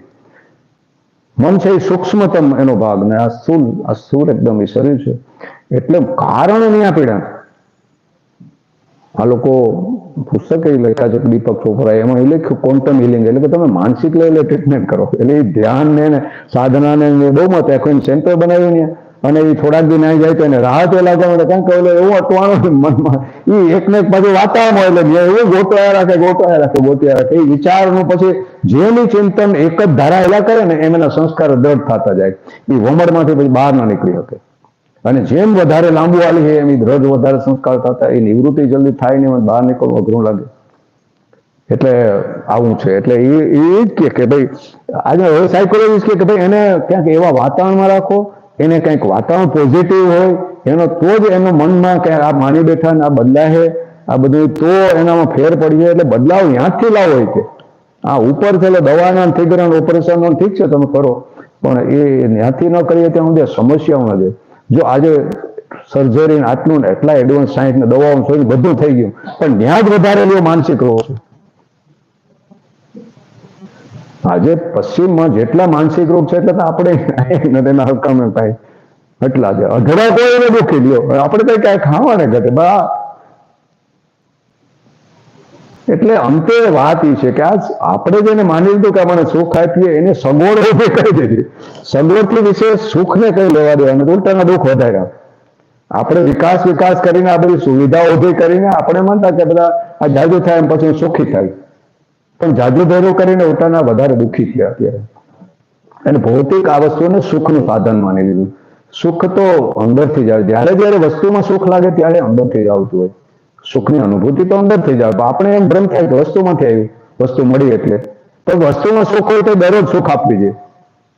અને એક વસ્તુમાં જો વસ્તુનું સુખ આપવાનું સમય તો બધાને એમાંથી સુખ મળવું જોઈએ.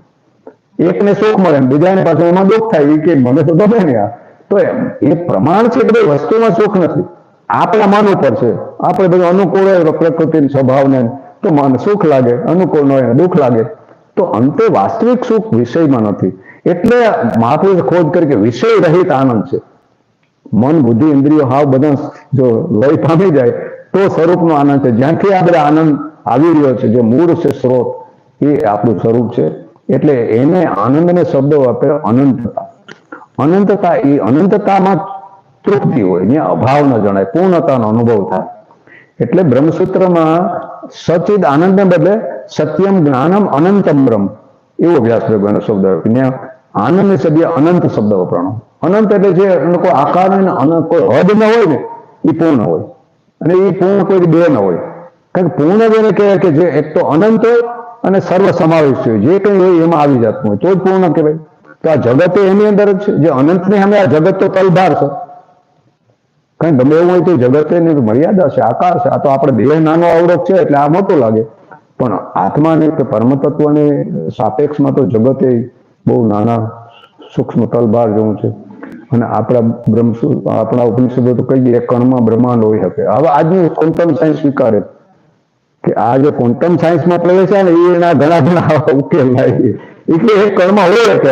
એ બધા માને છે આપણે લોકોને કે આ એક હમણાં કોકનો સાયન્ટિસ્ટનો મને વિડીયો હતો એ કે મેં 35 વર્ષ આ ભૌતિક વિજ્ઞાનનો વૈજ્ઞાનિક કે ભૌતિક વસ્તુની ખોજ કરવામાં મારા 35 થી 40 વર્ષ મેં જીવનભર એ જ ખોજ કરી.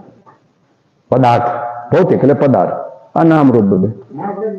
તો અંતે 40 વર્ષ પછી નિયમ જાણ્યું કે પદાર્થ છે જ નહીં. કે મૂળમાં ઉતર્યો તો પદાર્થ છે જ, ઉર્જા માત્ર છે નહીં, કોઈ પદાર્થ જ નથી. લ્યો જેની ખોજ કરતો તો એ રહેતો જ નથી. તેને લખ્યું પાછું કે ઉપનિષદોનું વાંચ્યું ને ક્યાંક સાંભળ્યું કે ત્યારે મને યાદ આવ્યું કે આ બધા કહી ગયા મહાપુરુષો એ કેટલા ગહનમાં એ લોકો પહોંચ્યા. એટલે આપણે કહીએ કે જે કંઈ છે એ એક જ છે. આ વિભાગ તો ઓલી એના ઉર્જામાંથી જે આ તરંગને લીધે જુદા આકાર ઉભા થઈ ગયા, ફ્રીક્વન્સી એને કે આ લોકો વૈજ્ઞાનિક ભાષામાં. એટલે ધીરે ધીરે વિજ્ઞાન એમાં સહાયક થાય કે બધું એક જ છે. અનેક તો આ બધા આકારોને લીધે આપણે થઈ ગયું. બીજું આપણે આ આકારને જોડાઈ ગયા, આકારને હું માની લીધો, પણ આપણે જો મૂળમાં જોઈએ તો સમજાય તો બધું એક જ છે ને. એમાંથી આ બધા ઉભા થાય, તરંગો ઉભા થાય તો એમાંથી થાય, એમાં પાછા સમાઈ જાય, એના રૂપ જ છે.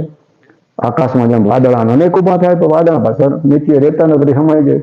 આકાશ તો એવું ને એવું છે, પણ થાય એમાંથી પણ છતાં એ નિત્ય નથી. આકાશને કંઈ ફેર પડતો નથી. એટલે આપણા સ્વરૂપને પણ આકાશ જેવું કીધું. બીજી કોઈ એને ઉપમા આપી શકાય નથી. ગગન સદસ્ય અમને વ્યોમવત ને આવા શબ્દ આપ્યા. લૌકિક ઉદાહરણ તો એક જ છે. આકાશ જે કંઈક થોડુંક હરખાવી શકાય, થોડુંક એમાંથી સમજવામાં આપણે સહાયક લાગે. જેમાં આકાશ રૂમની અંદર આપણે જુદું લાગે, પણ બહારનું આકાશ, આ આકાશ દિવાલની અંદર આકાશ છે, બધું એક જ છે. પણ આ ભ્રમ ઉભો થઈ જાય કે આ અંદરનું આકાશ, આ બહારનું આકાશ. એમાં આ દેહને લીધે આપણે એ ચૈતન્ય વિભાજિત નથી, છતાં વિભાજિત લાગે. કારણ કે અહીંયા ચૈતન્ય છે, આપણા દેહમાં છે તો અહીંયા એટલું જ છે. તમારી અંદર બધું એ જ છે. એમાંથી જ આ નામરૂપ બધું ઊભું થાય તો એક દરિયાના તરંગની જેમ. પણ અંતે પાણી જ છે બસ. તરંગ ભલે અનેક દેખાતા, આપણે તરંગ જ દેખાય, પાણી દેખાતું નથી. એ સૂક્ષ્મ તરફ ધ્યાન નથી, તો આપણે મન બુદ્ધિ ઇન્દ્રિયોથી દેખાતો નથી. એટલે આપણે પેલો તરંગનો નામરૂપ આકાર જ દેખાય એટલે થાય કે દરિયાના ઝાઝા તરંગ. એ તરંગને એમ થતું કે હું જુદો તરંગ છું, એને ખબર નથી કે હું દરિયાનું પાણી જ છું. તો એ રીતે બધું તત્વથી એક જ છે. ભગવાન અહીંયા આપણે એ જ તરફ સમજાવેલા છે. અંતે એ જ કહે છે કે બધું વાસ્તવિક છેલ્લે બધું એક જ છે, અનેક નથી. એટલે સાર્થકતા બધાની શું છે કે ભાઈ આપણે જડતાથી સંબંધ વિચ્છેદ કરાવવો, એટલે કે આ શરીર સાથે માનેલો સંબંધ છોડાવવો. આત્મા મેળવવાની વસ્તુ તો છે જ પ્રાપ્ત થઈ, તો હું જ છું. આનો સંબંધ વિચ્છેદ થતા જ અનુભવ થાય કે હું વ્યાપક અનંત નિરાકાર ચેતના છું. અહીંયા વાસ્તવિક હું પણ નહીં રહે, વ્યક્તિ આપણું વ્યક્તિત્વ નહીં રહે, અહીંયા કોઈ વ્યક્તિ નથી રહેતી ને આ માનેલો હું પણ નહીં રહે, બળી જાય બધું. આ કહીએ કે હું બ્રહ્મ છું ને કહેવામાં વાપરવા પડે શબ્દ, બાકી ને પછી એવું રહેતું નથી. હું તો ના ભેદ નથી રહેતા, બધું એક છે એવું લાગે. નિરાકાર, ખાલી ખમ, કોઈ નથિંગનેસ કે કોઈ એમ્પ્ટી, કોઈ વોઇડ કે શૂન્ય કીધા બધું કે એના પછી કોઈ ભેદ નથી. એ શૂન્યમાં બધું સમાયેલું છે. એ શૂન્ય અનંત છે, એનો કોઈ હદ નથી. તો આપણે એમ કે જયારે દેહથી તાદાત્મ્ય છૂટે ને ત્યારે જ્ઞાન એકારે થાય કે હું દેહ નથી એ ભાન થાય અને હું આત્મા છું એ બે એકારે જ્ઞાન થાય. ઓલો દેહમાંથી જેવો ભાવ છૂટ્યો ને એનું અનુસંધાન થયું એટલે સમજાય કે દેહ સાથે જે સંબંધ માન્યો હતો એ ક્યારેય હતો નહીં, થઈ શકે હોય નથી. આત્મા ચૈતન્ય અને જળ સાથે કોઈ સંબંધ થતો નથી, થઈ શકે એમ નથી. બેયના વિરોધી લક્ષણ છે. એક જળ છે, એક ચેતન છે, એક નાશવંત છે, એક અવિનાશી છે, એક પરિવર્તનશીલ છે, બીજો એક અપરિવર્તનશીલ છે. એક નાશવંત છે, અવિનાશી છે, એક આરંભ અંતવાળું છે, બીજું આરંભ અંત રહિત છે, અનાદિ અનંત. તો એમાં કોઈ સંબંધ થયો નથી. એટલે જ્ઞાન થાય ત્યારે સમજાય કે શરીર સાથે જે હું તને બધી પોતાને હું માનતો હતો, મારું માનતો હતો, આ માનેલો હતો સંબંધ, હકીકતમાં એ સંબંધ ત્યારે હતો નહીં, થયો નહોતો અને થઈ શકે એવું નથી સમજાય. બીજું આપણે એમ થતો કે જયારે આ પછી આત્માનો મારે કંઈક મહેનત કરી ભાઈ પાછો અનુભવ થાય તો, પણ આત્મા તો છે જ, એમાં કંઈ મેળવવાનું ત્યારે સમજાય કે આત્મા પરમાત્મા કે આ સમષ્ટિ યારે મારો નાતો પહેલાથી હતો જ, વિભાજિત હું થયો જ નહોતો, હું અલગ હતો નહીં, અલગ થઈ શકું એવું નથી. બે અનુભવ એકારે થાય આ બે ભાવ ભ્રાંતિ દૂર થતા જ. તો જડતાથી સંબંધ વિચ્છેદ ત્યારે જ થશે જ્યારે કેવળ સંસારના હિતને માટે કરવામાં આવે. આ બધું કર્મ ચંતન આ બધું કરીએ ને ત્યારે પણ એ આપણે એમાંથી કંઈક સ્વાર્થ રાખીને કરીએ ને, પણ સાધનામાં પણ એક જાતનો સ્વાર્થ છે કે મને કંઈક મળી જાય, એ પણ એક સ્વાર્થ છે. સાધનામાં કોઈ અપેક્ષા કામના નહીં. હવે સાધનામાં એક ભગવાન મળી જાય એ પણ એક કામના છે. અંતે એ બધું છોડવું પડે, કારણ કે એ પણ એનો તો મતલબ એવો છે કે ભગવાન કંઈક વસ્તુ છે મેળવવાની અને હું બહુ મહેનત કરે એટલે મળી જાય. તો આ ધીરે ધીરે બધી કામનાઓ છોડવી પડે. એટલે અહીંયા નિષ્કામતાને વધારે મહત્વ. સંસારમાં રહીએ પણ કામ ફરજિયાત જે પ્રાપ્ત આપણા ભાગ્ય અનુસાર થયો એ કર્મ પ્રમાણિકતાથી કરીએ, પણ એમાં કોઈ અપેક્ષાઓ ન રહે, કારણ કે કર્મ બાંધતું નથી, આપણે એની પાછળ રહેલી કામના બાંધે. એક તો કર્મમાં પણ આસક્તિ છે કે મને તો આ જ ફાવે, હું તો આ જ કરું, મને આ ગમે, એ કર્મમાં આસક્તિ થઈ. અને બીજું એ કરું તો મને આ કંઈક મળે. તો એ બે આસક્તિ, કર્મમાં અને ફળમાં આસક્તિ આપણને બંધન કરે. ક્રિયા જડ હોવાથી આપણને બાંધતી નથી, કર્મનું એવી રીતે ફળ ન લાગતું. એટલે કર્મને કંઈક યોગ બનાવી દીધો કે કર્મ જો આ રીતે કરો તો ધીરે ધીરે બધું કરતા હોવાથી અંદરથી પોતે અકર્તા છે એવો અનુભવ થાય છે. એ કર્મયોગ આપણે છે. કર્મમાં એને નિષ્કામ કર્મને વધારે મહત્વ આપ્યું. એટલે કે અહીંયા પોતાને માટે નહીં કરવું. કોઈ વિશેષ સાધન, ગુણ, યોગ્યતા, લક્ષણ વગેરેના બદલામાં પરમ પ્રાપ્તિ થશે એ બિલકુલ ખોટી ધારણા છે. કોઈ મૂલ્યના બદલામાં તે પ્રાપ્ત થાય છે એવી કોઈ મૂલ્ય, એવી કોઈ વસ્તુ નથી. આપણે થાય કે કંઈક આવું થાય એટલે આ મળશે, પણ એ પણ એક ભ્રાંતિ છે. કોઈ એ મેળવવાની વસ્તુ જ નથી. કોઈ બદલામાં કંઈક મળશે એ ભ્રાંતિ છે. તે વસ્તુ તે મૂલ્યથી ઓછા મળે. જે કંઈક પણ આપણે કરવાથી પ્રાપ્ત થાય એ હંમેશા એનું મૂલ્ય ઓછું છે. કર્મથી પ્રાપ્ત થાય તો કર્મ એ નાશવંત છે, એનાથી પ્રાપ્ત થાય એ વસ્તુ પણ નાશવંત હોય, એનું મૂલ્ય એથી તો વધુ ન હોય. એટલે કે એ એવી રીતે કોઈ મેળવવાની વસ્તુ નથી. એવી આપણે માની બેસીએ કે કોઈ વસ્તુ તે મૂલ્યથી ઓછા મૂલ્યની, જે વસ્તુથી જે મળે એનાથી ઓછી જ હોય મૂલ્યની, એથી વધારે મૂલ્યની વસ્તુ તો ના મળે કોઈ. તો આ સિદ્ધાંત છે. આથી જો કોઈ વિશેષ સાધન, યોગ્યતા વગેરે દ્વારા જો પરમ પ્રાપ્તિ થાય તો પરમાત્મા તે સાધન, યોગ્યતા વગેરે કરતા ઓછા મૂલ્યના સિદ્ધ થઈ જાય. એટલે આપણે એ યોગ્યતા અને સાધના છે ને એ પણ ઘણી વાર એનો અહંકાર હોય. એ પણ કે મેં આ હું કરું ને આટલું એટલે મને મળી જાય, પણ એમ કોઈ મેળવવાની વસ્તુ નથી. એ પણ ભ્રાંતિ છે. અંતે એ છોડવી પડે કે આ બધું છોડવું પડે. વિચારે છોડો, પ્રયાસે છોડો, એ બધું છોડવાનું છે નેતિ કરીને. એ હું નથી, એવો નથી. તો જો પરમાત્મા કશાથી ઓછા મૂલ્યના નથી એટલા માટે તેઓ કોઈ સાધન વગેરેથી ખરીદી નથી શકાતા. એના સિવાય જો કોઈ મૂલ્ય ના બદલામાં પરમાત્માની પ્રાપ્તિ માનવામાં આવે તો તેમનાથી આપણને લાભ પણ શું થશે, એટલે કે એનાથી શું લાભ થાય? કેમ કે તેમનાથી અધિક મૂલ્યની વસ્તુ તો આપણી પાસે પહેલેથી જ છે. આ બધા કરતા તો છે જ આપણી પાસે, તો કોઈ મેળવવાની વસ્તુ નથી. એ કોઈ ગમે એટલું મૂલ્ય આપો તો જે આપણી પાસે છે એ કોઈ અમૂલ્ય વસ્તુ છે, એ કોઈ મેળવવાની વસ્તુ નથી કે કોઈ વસ્તુથી મળી જાય. કારણ કે એ મળી જાય એવી ભ્રાંતિ જો હોય ને તો એનો મતલબ કે અત્યારે નથી. એ તો સ્વીકારવું પડે કે અત્યારે નથી અને અહીંયા નથી, તો કાલે મળે અથવા તો બીજી જગ્યાએ મળે, ભવિષ્યમાં મળશે. એનો મતલબ કે આપણે જે અત્યારે છે એનો અસ્વીકાર કરીએ. જે છે હું એનાથી દૂર રહ્યો છે, ભવિષ્યની કલ્પનામાં તરત હોય છે. અત્યારે છે તું, અહીંયા છે ત્યારે તું જ છે બસ. અને તું ભવિષ્ય મળે તો વાત આવતા જ આપણે કાલ્પનિક દુનિયામાં તરત હોય છે. ભવિષ્ય એટલે કલ્પના. ભવિષ્ય જો હું એ રીતે જોઈએ તો કઈ છે નહીં મનની કલ્પના. એટલે તો કીધું કે ભૂત અને ભવિષ્ય એ જ મન છે, વર્તમાનમાં મન નથી. એ આપણું સ્વરૂપ છે. તો આપણે તરત જ ભૂત ભવિષ્યમાં વયા જાય છે. એ બસ મન આ છે. મનથી કલ્પના આપણે બેઠા બેઠા ભવિષ્યનું કરતા હોય ત્યારે એ આપણા અંદર જ હાલતો હોય ને ક્યાંય જતા રહીએ. એટલે કે તમે ભવિષ્યની કલ્પનામાં હોય ત્યારે વર્તમાનમાં રહીને કરો એ કલ્પના. ભૂતકાળને યાદ કરો ત્યારે વર્તમાનમાં રહીને કરો તો વર્તમાન એ વાસ્તવિકતા છે. ભૂત ભવિષ્ય છે એ કલ્પના છે, એ મનમાં ચાલે ને બેઠા બેઠા કલ્પના કરે કે પહોંચી જાય. આમાં જ આવતું હોય બધું. યાદો કરતા હોય ત્યારે ભૂતકાળમાં હોય સંસ્કારો એના ચિત્રો ઉભા થાય એ બધું અંદર રહ્યા કરે મનમાં. તો આવી રીતે ભૂત છે એ બધું. જેવી રીતે સંસારી પદાર્થો કર્મોથી મળે તેવી રીતે પરમાત્માની પ્રાપ્તિ કર્મોથી નથી થતી. કેમ કે પરમાત્મા પ્રાપ્તિ કોઈ કર્મનું ફળ નથી. પ્રત્યેક કર્મની ઉત્પત્તિ અહંભાવથી થાય. કર્મ અહંભાવ શરીરમાં ન હોય, હું પણ અહંકાર ત્યાં સુધી કર્મ ન થાય.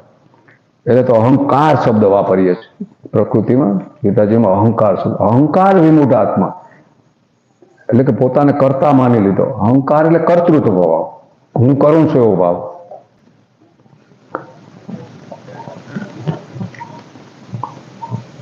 તો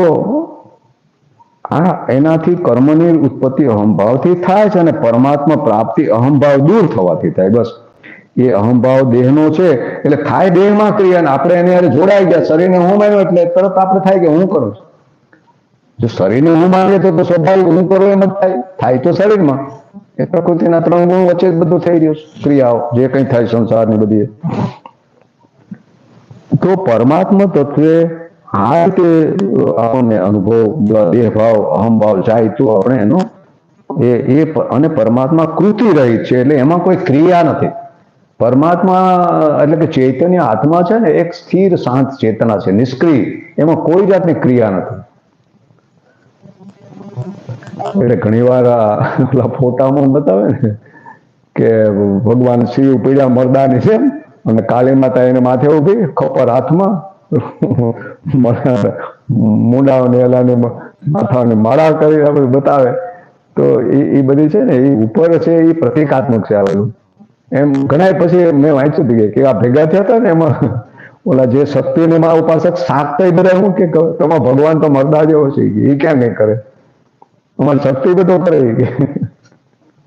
એ એમાંય ભેદ. અમારી શક્તિ ને તમારો ભગવાન ન્યાય આપણે તો ભાગ પાડ્યા પછી વિષ્ણુ વાળા કે અમારો વિષ્ણુ ભગવાન બધું કરે. તો શંકર શિવને તેમ કીધું અઘોરી છે, ક્ષમતાને એવો ભગવાન હોય કોઈ. ભેગા થયા તો આવા જાગ્યા બધા ભેગા થઈને રાજાએ ભેગા કર્યા કે મને કંઈક માર્ગદર્શન આપો કે મારે ક્યાં ભગવાનની ક્યાં ઉપાસના કરવી.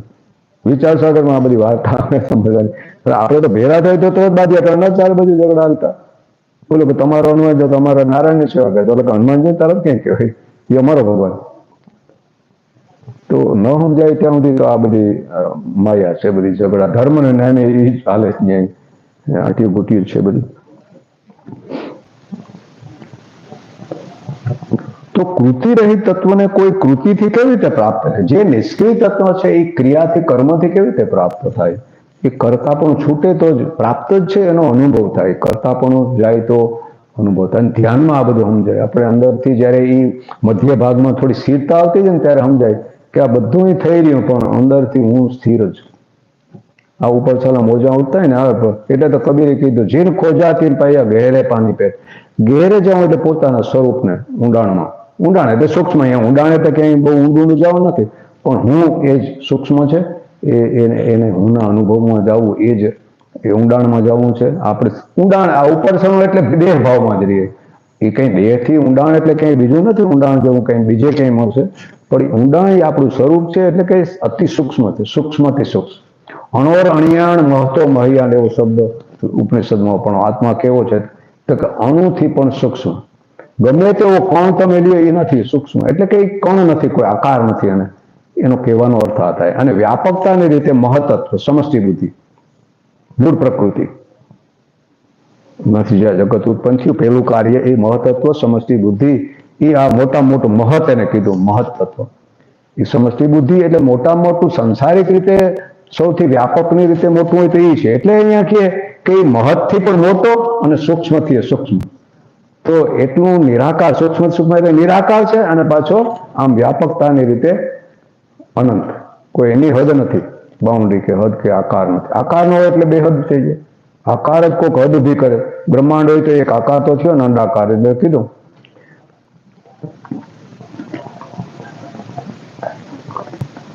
તો તાત્પર્ય એ થયું કે પરમાત્મા તત્વની પ્રાપ્તિ મન, બુદ્ધિ, ઇન્દ્રિયો, શરીર વગેરે જળ પદાર્થો દ્વારા નહીં, પરંતુ જડતાના ત્યાગથી થાય. બધા જડતાને છોડો.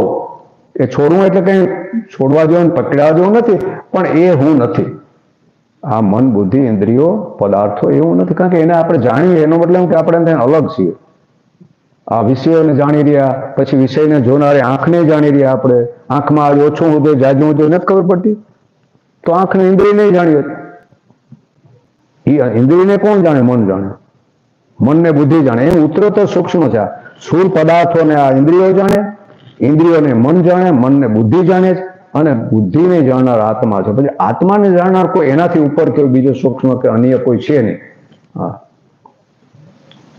આપણે બધા તમે આમ બેઠા ને, હાવ છેલ્લું બેઠો ને તમે ના જોઈ, એ બધાને જોઈ શકે. આ રૂમમાં હાવ છેલ્લે બેઠો હોય ને, એ બધાને જોતો. આપણે તમે આના એટલે ને જોઈ, આ હોય આગલી લાઈને જો, ત્રીજો આને જો, ઓલું આને જો, ઓલું છેલ્લે બેઠો હોય ને આ કોઈ ન જો, એ બધાને જોવે. તો આત્મા એમ છેલ્લો છે, પછી એને જાણવા વાળો કોઈ બીજો નથી. એટલે એને સાક્ષી કીધો કે સૌને જાણી રહ્યો, સૌથી નિરાળો અને સૌથી સૂક્ષ્મ. તો એવાને આપણે સાક્ષી શબ્દ એટલે આત્માને હતો. તો આ જડતાનો ત્યાગ કરવાનો છે. કે એમાં હું બધી ત્યાગ એટલે કે એમાં હું માની પડ્યા ને એ છોડીએ. કે આ બધાને હું જાણું એટલે હું એનાથી અલગ છું. એ જ એનું સમજણ. બસ ના સમજણ ધીરે ધીરે કેળવાથી જાય. એમ આપણે ઓલી માન્યતાઓ નબળી પડતી, માન્યતાઓ ઓછી થવા માંડે, એમ ધીરે ધીરે આપણો અનુભવ પણ ધીરે ધીરે બદલાય. માન્યતા ઉપર જ છે બધું. તો મન, બુદ્ધિ, ઇન્દ્રિયોથી એનો એમ કે આપણે જ્ઞાન ન થાય. જ્યાં સુધી મન, બુદ્ધિ, ઇન્દ્રિયો, શરીર, સ્થળ, કાળ, વસ્તુ વગેરેનો આશ્રય છે, ત્યાં સુધી એક પરમાત્માનો આશ્રય નથી થઈ શકતો. આ બધાને ત્યાં સુધી આપણે મહત્વ આપીએ ત્યાં સુધી એ પરમ તત્વનું આપણે નથી સમજાતું. જડતા, તો આ જે છે જડતાનો આશ્રય અને વિશ્વાસ છૂટી જાય તથા એકમાત્ર પરમાત્માનો આશ્રય અને વિશ્વાસ થઈ જાય તો પરમ પ્રાપ્તિમાં વિલંબ થઈ શકતો નથી. એમ કે વિલંબની તો ક્યાં વાત છે, પ્રાપ્ત જ છે, પણ એ આપણને અનુભવ થાય. તો કોઈ બાબતની ભૂલાયેલી જાણકારીનું કોઈ કારણથી પુનઃ પ્રાપ્ત થવું એને સ્મૃતિ કહેવાય. તો આ એક વિસ્મરણ જ થઈ ગયું. પોતાના સ્મરણને ભૂલી ગયા. આપણે પોતે પોતાને ભૂલી ગયા બસ કે હું કોણ છું. તો સ્મરણ થવું એને સ્મૃતિ કીધું. એટલે કે સ્મરણ આપણે ફરી પાછું થયો કે હું તો આ છું, હું અટાણા સુધી આવું માની બેઠો. વાસ્તવિક એનો સ્વરૂપનો બોધ થવો એને સ્મૃતિ અહીંયા કીધું. તો સ્મૃતિ જ કરાવે. સ્મરણ કોણ કરાવે? કોઈ જાણકાર હોય આપણને સ્મરણ કરાવે ને, તો ભૂલી ગયો તો ખરેખર આ છે. પેલા સિંહની વાત આવે, સિંહનું બસલું ભૂલું પડી ગયું, ઘેટા બકરા ચારવા લઈ લીધું, બચાવ્યું, દયાળું તે રાખ્યું ને દૂધ પીવડાવે મોટું કર્યું. ઘેટા ભેગું દિયાખો પછી મોટો થઈ એમના કરે ફરે દિયાખો ઘેટા ભેગું રહી રહીને મોટો થઈ ગયો સિંહ. તો એ ઘેટા ભેગો જ એને ખબર જ નહીં કે હું સિંહ છું. આ બધાને જોયા કરીએ આપણે એની યાર એટલા ભળી ગયા. તો આ બધા ઘેટા એટલે જ આ પંચમહાભૂત દેહ જેનો 24 તત્વનો બને બધા ઘેટા ને પશુ જ. તો એની યારે આપણે આત્મા ભળીને પોતાને ઘેટા જેવો નાના જેવો માનવા માંડ્યો. તો કોઈક સિંહ જંગલી જયારે આવ્યો ત્યારે એ જોઈ રીતે થયો કે આ ઘેટાઓ ભેગો સિંહ ક્યાં થઈ ગયો. એ ભાગ્યો પાછો. ઘેટા ભાગ્યા, સિંહનો અવાજ સાંભળીને તો બધી એ ભાગ્યો. એને ખબર નથી કે હું સિંહ છું. પછી ઓલો સિંહ એને અવાજ કરે કે તું ભાઈ હું કામ ભાગે, આપણે બે હરખા છે એમ. તો અવાજ જાણી ગયો કે મને બોલાવે તો ઊભો રહી ગયો. પછી કે ભાઈ તું કામ ભાગ્યો? તો ઓલો અને માનો અમને કે તું મારા જેવો જ છે કે, તો એને ભ્રમ ન જાય.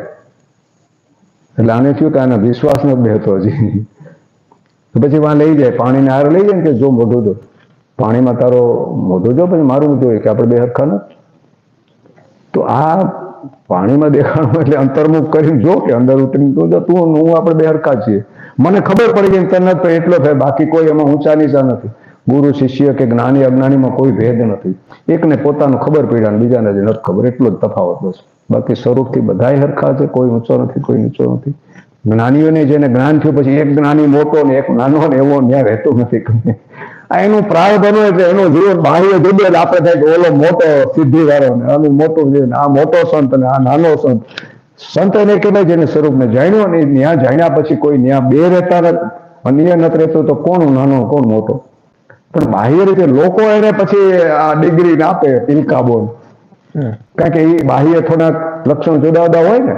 અમુક ને વળી બાહ્ય થોડાક સિદ્ધિઓ બતાવતા હોય, થોડું કા કરતા હોય, કોક જાણીને હવે દઈ ગયા સોનમોન થઈ, તો એને તો કોણ ગણકારે? એને કદાચ કહેત હોય ને મારે તો એવું છે. બાકી કોઈ ભેદ નથી પછી અહીંયા રહેતા. તો આ સ્મરણ કરાવનારી સદગુરુ એટલે કે જેને જાણ્યો એ જ આપણને કરાવે કે તમે આવું માની લીધું. એ હકીકતમાં એવું નથી. તમે આવા છો એ માનો, અને બસ એ માનવું એ જ આપણી શ્રદ્ધા. ને એ માનીને એ કીએ એમ કરીએ એ પ્રમાણે આપણે અનુસરીએ તો ધીરે ધીરે બધા એ આપણા જેવા હતા ને એ રીતે એમાં નીકળ્યા તો આપણને કહીએ કે ભાઈ આમાં આમ કરો તો અનુભવ થાય. તો એમાં વિશ્વાસ રાખો, એ શ્રદ્ધા.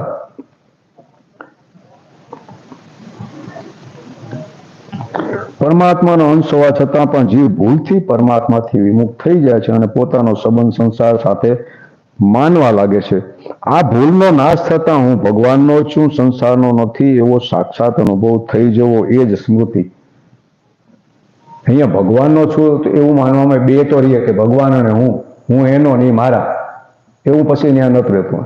એક જ છે. જ્યારે જ્ઞાન થાય ત્યારે આ અંશ ને અંશીને એમ કેવું પડે કે મારો અંશ છે.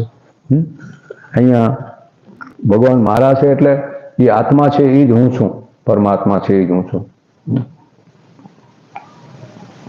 કારણ કે નહીં તો ન્યાય બે રહીએ પાછા, ભગવાન મારા હું ભગવાનનો બે તો રહ્યા ને, તો દ્વૈત પછી નથી રહેતું અહીંયા.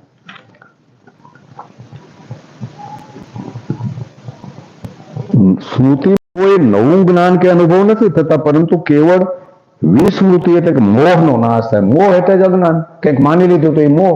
આપણે સામે દેખાઈને સાચું માની લીધું, દેહને સાચો માની લીધો, હું દેહ છું એવું માની લીધું હતું, આ મોહ છે બસ. તો આ મોહ દૂર થવો એટલું જ જરૂરી છે બસ. ભગવાન સાથે આપણો વાસ્તવિક સંબંધ છે. આ વાસ્તવિકતાનું પ્રગટ થવું એ જ સ્મૃતિ, એને સ્મૃતિ કીધી.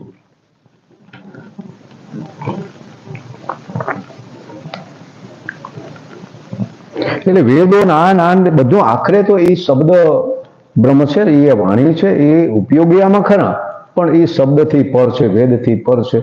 વેદને જાણનારા એ છે. વેદ એમાંથી પ્રગટ થયા, જ્ઞાન બધું છે પણ એમાંથી જ છે ને, એને લીધે જ છે ને. તો એ પણ એમાં ઉપયોગી થાય, પણ અંતે વેદથી એ પર છે, વાણીથી પર, શબ્દથી પર.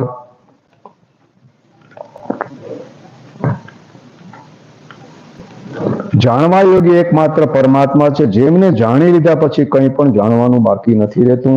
પરમાત્માને જાણ્યા વિના સંસારને ગમે તેટલો પણ જાણી લ્યો, તે જાણકારી સદા અધૂરી જ રહે છે.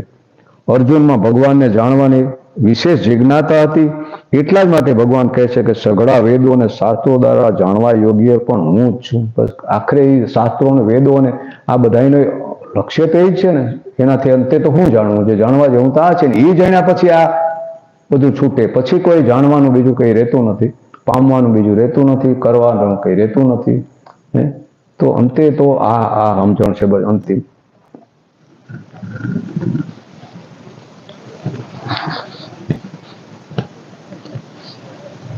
પ્રકાશનો અભાવમાં કોઈ વસ્તુ દેખાતી નથી. આંખોથી કોઈ વસ્તુને દેખતા પહેલા પ્રકાશ દેખાય છે, તે વસ્તુ પછી દેખાય છે. આ વ્યવહારમાં જોઈએ તો આ પ્રકાશ પેલા આવે ને પછી વસ્તુ દેખાય ને. તો પ્રકાશ એ પ્રાથમિક છે, આપણું સ્વરૂપ છે, પ્રકાશ છે, એ છે તો આ જણાય ને. પ્રકાશ આ પછી કઈ વસ્તુથી પાછળ નથી, પહેલા પ્રકાશ, આત્મા સત્તા પેલી છે. વ્યવહારમાં સૂર્ય ઉગ્યા પછી આ બધા દેખાય, પ્રકાશમાં દેખાય છે. એમ આત્મા પણ એક સર્વને પ્રકાશિત કરનાર એવો ચૈતન્ય રૂપ પ્રકાશ છે, અને એ આદિ છે. કારણ કે આ બધા તો અંતવાળા છે. ભલે આદિ આપણે બધાને અનાદિ કહીએ છીએ, પણ અંત તો બધાનો આવી જાય છે. બાકી એટલે કે નામ રૂપનો ભેદનો, ભ્રાંતિનો અંત આવો એ જ સંસારનો અંત આવો. પછી સમજાય કે જુદા જુદા દેખાય બધું એક જ છે. એક જ વસ્તુ આપણે જુદી જુદી રૂપે વિભાજિત દેખાતી હતી અજ્ઞાનવશ. તો દરેક વસ્તુ પ્રકાશની અંતર્ગત જ દેખાય છે, પરંતુ આપણી દ્રષ્ટિ પ્રકાશ પર ન જતા પ્રકાશિત થવાળી વસ્તુ પર જાય છે. પ્રકાશિત હામીદાય આપણે જેને જાણીએ એ પ્રકાશિત છે, કે આપણા ચેતનાથી પ્રકાશિત છે, એટલે કે આ ચેતના દ્વારા જણાઈ રહ્યું છે. તો આપણે એ જણાઈ રહ્યું એના તરફ વધારે ધ્યાન છે, જેના દ્વારા જણાઈ રહ્યું એ તરફ ધ્યાન નથી. એ જ હું મારા દ્વારા જણાઈ રહ્યું એટલે હું ચેતન છું. આ બધું મને જણાઈ રહ્યું એ જ સાબિત કરે કે હું ચૈતન્ય છું, હું જળ નથી. શરીર તો જળ છે, આંખો ઇન્દ્રિયોના અંતેની તો જળ છે. એ તો આ ચેતનાને લીધે ચૈતન્ય બનતા લાગે છે.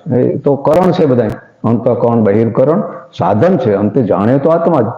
તો એ જાણવા વાળો છે એ સર્વનો પ્રકાશક, એ પ્રકાશક છે, જાણવા વાળો એ જ આપણે.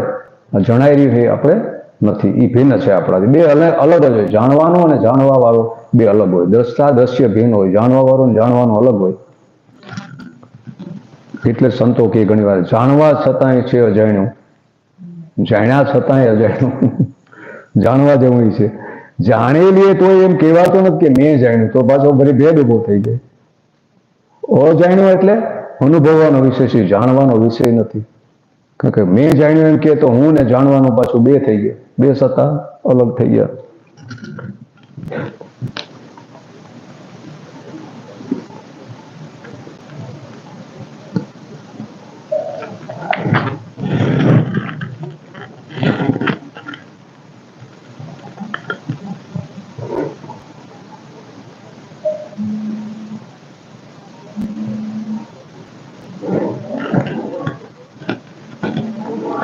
આગળ જોઈએ.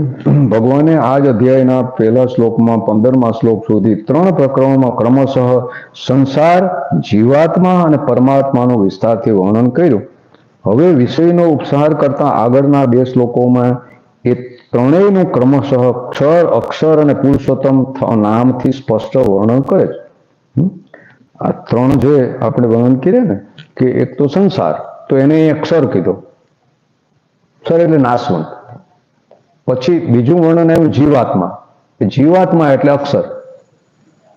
ભલે જીવ આત્મા વિહારે બંધાયો એટલે આપણે એને જળ જેવો લાગે, પણ છે તો આત્મા. તો એને પુરુષ એને કીધો, અથવા એને અક્ષર કીધો. ત્રણેય છે તો એક, એટલે ત્રણેયને પુરુષ કીધા. એક સર પુરુષ કીધો એટલે કે નાશવંત છે એ જ છે. પણ ત્રિપુટી તો ભેદ બુદ્ધિને લીધે લાગે, અલગ અલગ કઈ છે નહીં. પણ જ્યાં સુધી પોતે જ્યાં સુધી જીવાત્મા પોતાને અલગ માને, સત્તા સ્વીકારે, ત્યાં સુધી આ પ્રકૃતિ પુરુષ ને પરમાત્મા અલગ અલગ છે એવું એને થાય. એટલે અહીંયા કે ત્રણેયનું હવે થોડીક સ્પષ્ટતા કરી. દ્વાવિમો પુરુષો લોકે ક્ષરશ્ચાક્ષર એવ ચ ક્ષરઃ સર્વાણિ ભૂતાનિ કુટસ્થો અક્ષર ઉચ્યતે. આ સંસારમાં ક્ષર એટલે કે નાશવંત અને અક્ષર એટલે અવિનાશી, એ 2 પ્રકારના જ પુરુષો છે. સઘળા પ્રાણીઓના શરીરો ક્ષર એટલે કે નાશવંત અને જીવાત્મા અવિનાશી અક્ષર કહેવાય છે. આગળ પછી પુરુષોત્તમ આવશે. પુરુષોત્તમ એટલે કહેવાય કે એ ઉત્તમ પુરુષ. પુરુષ પ્રકૃતિ તો 2 જ છે, બરાબર. પ્રકૃતિ એટલે કે આ દેહ અને નામરૂપ બધું છે, એ પુરુષ પ્રકૃતિ એક જ છે અંતે તો બાજુ. કારણ કે અનેક તો છે જ નહીં, એ તો આપણે અંતે સમજવાનું છે. અનેક તો વિભાજિત આપણા અહંકારને લીધે દેખાય. તો એ અંતે એક છે. તો અહીંયા પેલા આપણે અલગ અલગ ભેદથી સમજાવીએ ત્રણેય, ને પછી અંતે લઈ જાય કે બધું જ્યારે આ દેહ ભાવ જતો રહીએ ત્યારે બધું એક જ છે. ક્ષર, અક્ષર ને અક્ષર પુરુષોત્તમ, એમાં કોઈ ભેદ નથી. આ બાહ્ય ભેદ આપણે સમજાવવા માટે કર્યા કે આ અક્ષર નાશવંત જેવું પ્રકૃતિ, અને એની અંદર જીવાત્મા એ અક્ષર છે. અક્ષર એટલે એનો નાશ નથી થતો, આ પ્રકૃતિનો નાશ થાય ને. આ શરીર મરી જાય ને આપણે થોડા મરીએ, મરવું હોય તો એ નથી મરાય. આ શરીરનો નાશ થાય, શરીર તો ક્ષણે ક્ષણે મરી રહ્યો. આ તો આપણે થાય કે ફલાણી તારીખે મર્યો. જન્મતાની આરે મૃત્યુ નજીક છે, એક એક ક્ષણે ક્ષણે પરિવર્તન થઈ રહ્યું, નાશ જ છે, ક્ષણે ક્ષણે નાશ થઈ ગયો. આપણું શરીર એક વર્ષમાં વિજ્ઞાન કહે કે બધા આપણા કોષ એક એકનો અબજો છે ને, બધા વર્ષદીઓમાં તો બધું બદલાય નવા પાછા થઈ જાય. તો એનું શરીર એ નથી થતું, એક ક્ષણ પછી એ ના હોય, પાછું બદલાઈ ગયું. આ જગત એક ક્ષણમાં આજે વાત કરી બદલાઈ ગયું. તે ધારા જેવું છે, સતત ધીમે ધીમે બદલાવું એવું નથી, ક્રમે ક્રમે એક ધારા જેવું છે. તો એ બદલાવું એ બધું એમાં નાશ તો એલો આકારનો નાશ થાય, મૂળ વસ્તુ એમાં રહેલી છે, નામરૂપનો નાશ થયા કરે એટલે આપણે થાય કે વસ્તુ નાશ થયા અને આકાર બદલાઈ જાય. અહીંયા એમ કે વૈજ્ઞાનિક રીતે કે હજી એક પરમાણુ નવો આ લોકો બનાવી નથી કારણ એક પરમાણુ નાશ નથી કરી શક્યા. રૂપાંતર કર્યા ભાંગતોડ કરીને કંઈક બીજું બનાવે, આ નાશ થઈને એ જ ઉર્જાનો બીજો આકાર ધારણ કરી દે. આ વસ્તુને તોડફોડ કરો તો શું કરીએ, એને નાશ થોડો કરી ગયા, એનો આકાર જતો રહ્યો. હવે ભૂકો કરીને પરમાણુ હાવ દળીને લોટ જેવું કરી નાખો તો એ રહ્યા ને, હજી વધારે તોડશો તો પરમાણુ અનુરૂપ રહે. તો એ રીતે નાશ નથી થતો, પણ રૂપાંતર બંધ થયા કરે, નામરૂપ બદલાયા કરે. અને નામરૂપના નાશને આપણે એને જોડાઈ ગયા એટલે આપણે થાય કે વિચારો પૂરું થઈ ગયું. હવે પૂરું કઈ નથી થયું, શરીરનો અંત આવ્યો, એ આરંભ થયો તો એ અંતર્યો. આત્મા સૂક્ષ્મ દેહ તો પહેલાથી અનાદિથી ગણ્યો, સૂક્ષ્મ જીવને તો એની સૂક્ષ્મ દેહ તો અનાદિથી છે. આ સ્થૂળ ધારણ કર્યો ને પાછું છોડી દીધું, બસ એટલાને આપણે મૃત્યુ કહીએ. અને આપણે તો એટલાને જીવન માની લીધું કે આ જન્મ્યા મેળ્યા પછી પૂરું થયું. પૂરું નથી થતું, જીવન તો એના જ પહેલા છે, અનાદિથી છે. આપણે એવા ને રહીએ, પાછું શરીર બદલીને બીજું શરીર ધારણ કરીએ તો આ પરિવર્તન બસ થયા કરે, બાકી કઈ આમાં કઈ બદલાતું નથી. હા, તો એ પરિવર્તનને આપણે સાચું માની લીધું. પરિવર્તનશીલ છે એ સંસાર, એ નામરૂપ છે. એટલે વેદાંત એમ કે દરેક વસ્તુ બ્રહ્મરૂપ જ છે, એને બાહ્ય નામ અને રૂપ એટલું જ મિથ્યાંશ છે, એને માયાંશ કીધા. કોઈ પણ વસ્તુ લો એમાં અસ્થિ ભાતિ એટલે સચ્ચિદ આનંદ રૂપ અંશ છે, એ ચૈતન્ય છે, એ સત્यांश કીધો એને, એ સત છે. પણ એનો જે આકાર કોઈ ધારણ કર્યો છે એ આકાર મિથ્યા છે, માયાંશ અથવા મિથ્યા. તો આકારનું કારણ છે આપણી ઇન્દ્રિયોની મર્યાદા. આપણે થાય કે હું બધું જોઉં, આંખથી દેખાય થોડું ખોટું હોય, પણ આંખને આપણા કદાચ પશુ પક્ષીઓ જાજુ જોઈએ, એ રાતે જોઈએ. હવે આપણે આંખને જ પ્રમાણ માની લીધું કે આંખે દેખાય એટલે બધું સાચું જોયું. આંખની તો બહુ મર્યાદા છે, અમુક જ ફ્રીક્વન્સીનો પ્રકાશને આંખ જોઈ શકે. રાત્રે પ્રકાશ જોયો તો આપણી આંખો નથી જોઈ શકતી. તો આંખની કોઈ એવી બધી એને પ્રમાણ માની કે આંખે ખોટી છે. આપણે જેને પ્રમાણ માનીએ કે આંખે દેખાય થોડું ખોટું હોય તો એ આંખે ખોટી છે. આંખોની ક્યાં નીતિ છે, એ બદલાયા કરે. એની વાહે મન છે એ બદલાયા કરે, બુદ્ધિ એ બદલાયા કરે. આ બધા બદલાય, ખોટાથી ખોટું સાચું લાગે. આ બધા ખોટા છે ને એના દ્વારા ખોટા સાચા પ્રમાણિત કરે કે આ આમ છે આમ છે, બાકી વાસ્તવિકતામાં નથી. એટલે માયાંશ છે એ મિથ્યા છે, બાકી દરેક બ્રહ્મ છે. સચ્ચિદાનંદ, સચ્ચિદાનંદ કયો, સત્યમ જ્ઞાનમ અનંત બ્રહ્મ કયો, ભાતિ છે, અસ્થિ ભાતિ પ્રિય કયો. તો આ જગતમાં બે વિભાગ પાડવામાં, શરીર વગેરે નાશવંત અને અવિનાશી, જીવાત્મા ચેતન. કેમ કે વિચાર કરવાથી સ્પષ્ટ પ્રતીત થાય છે કે એક તો પ્રત્યક્ષ દેખાવાનું શરીર છે અને એક તેમાં રહેવા વાળો જીવાત્મા છે. જીવાત્માના રહેવાથી જ પ્રાણ કાર્ય કરે છે અને શરીરનું સંચાલન થાય છે. બસ એ ચૈતન્ય અંદર છે એટલે ક્રિયાશક્તિ એટલે પ્રાણ. કોઈ પ્રાણ એની સત્તાથી એમાં એ રજોગુણ એટલે પ્રાણ. ક્રિયાશક્તિ બ્રહ્માંડમાં જ્યાં જ્યાં ક્રિયા હોય એ રજોગુણ હોય, તો એની સત્તાથી એના સાનિધ્યથી આ ક્રિયા થઈ રહી, રજોગુણ એટલે પ્રાણ. તો એ પ્રાણ છે એટલે આ ચેતનવંતું લાગે, ક્રિયાશીલ લાગે છે આપણે.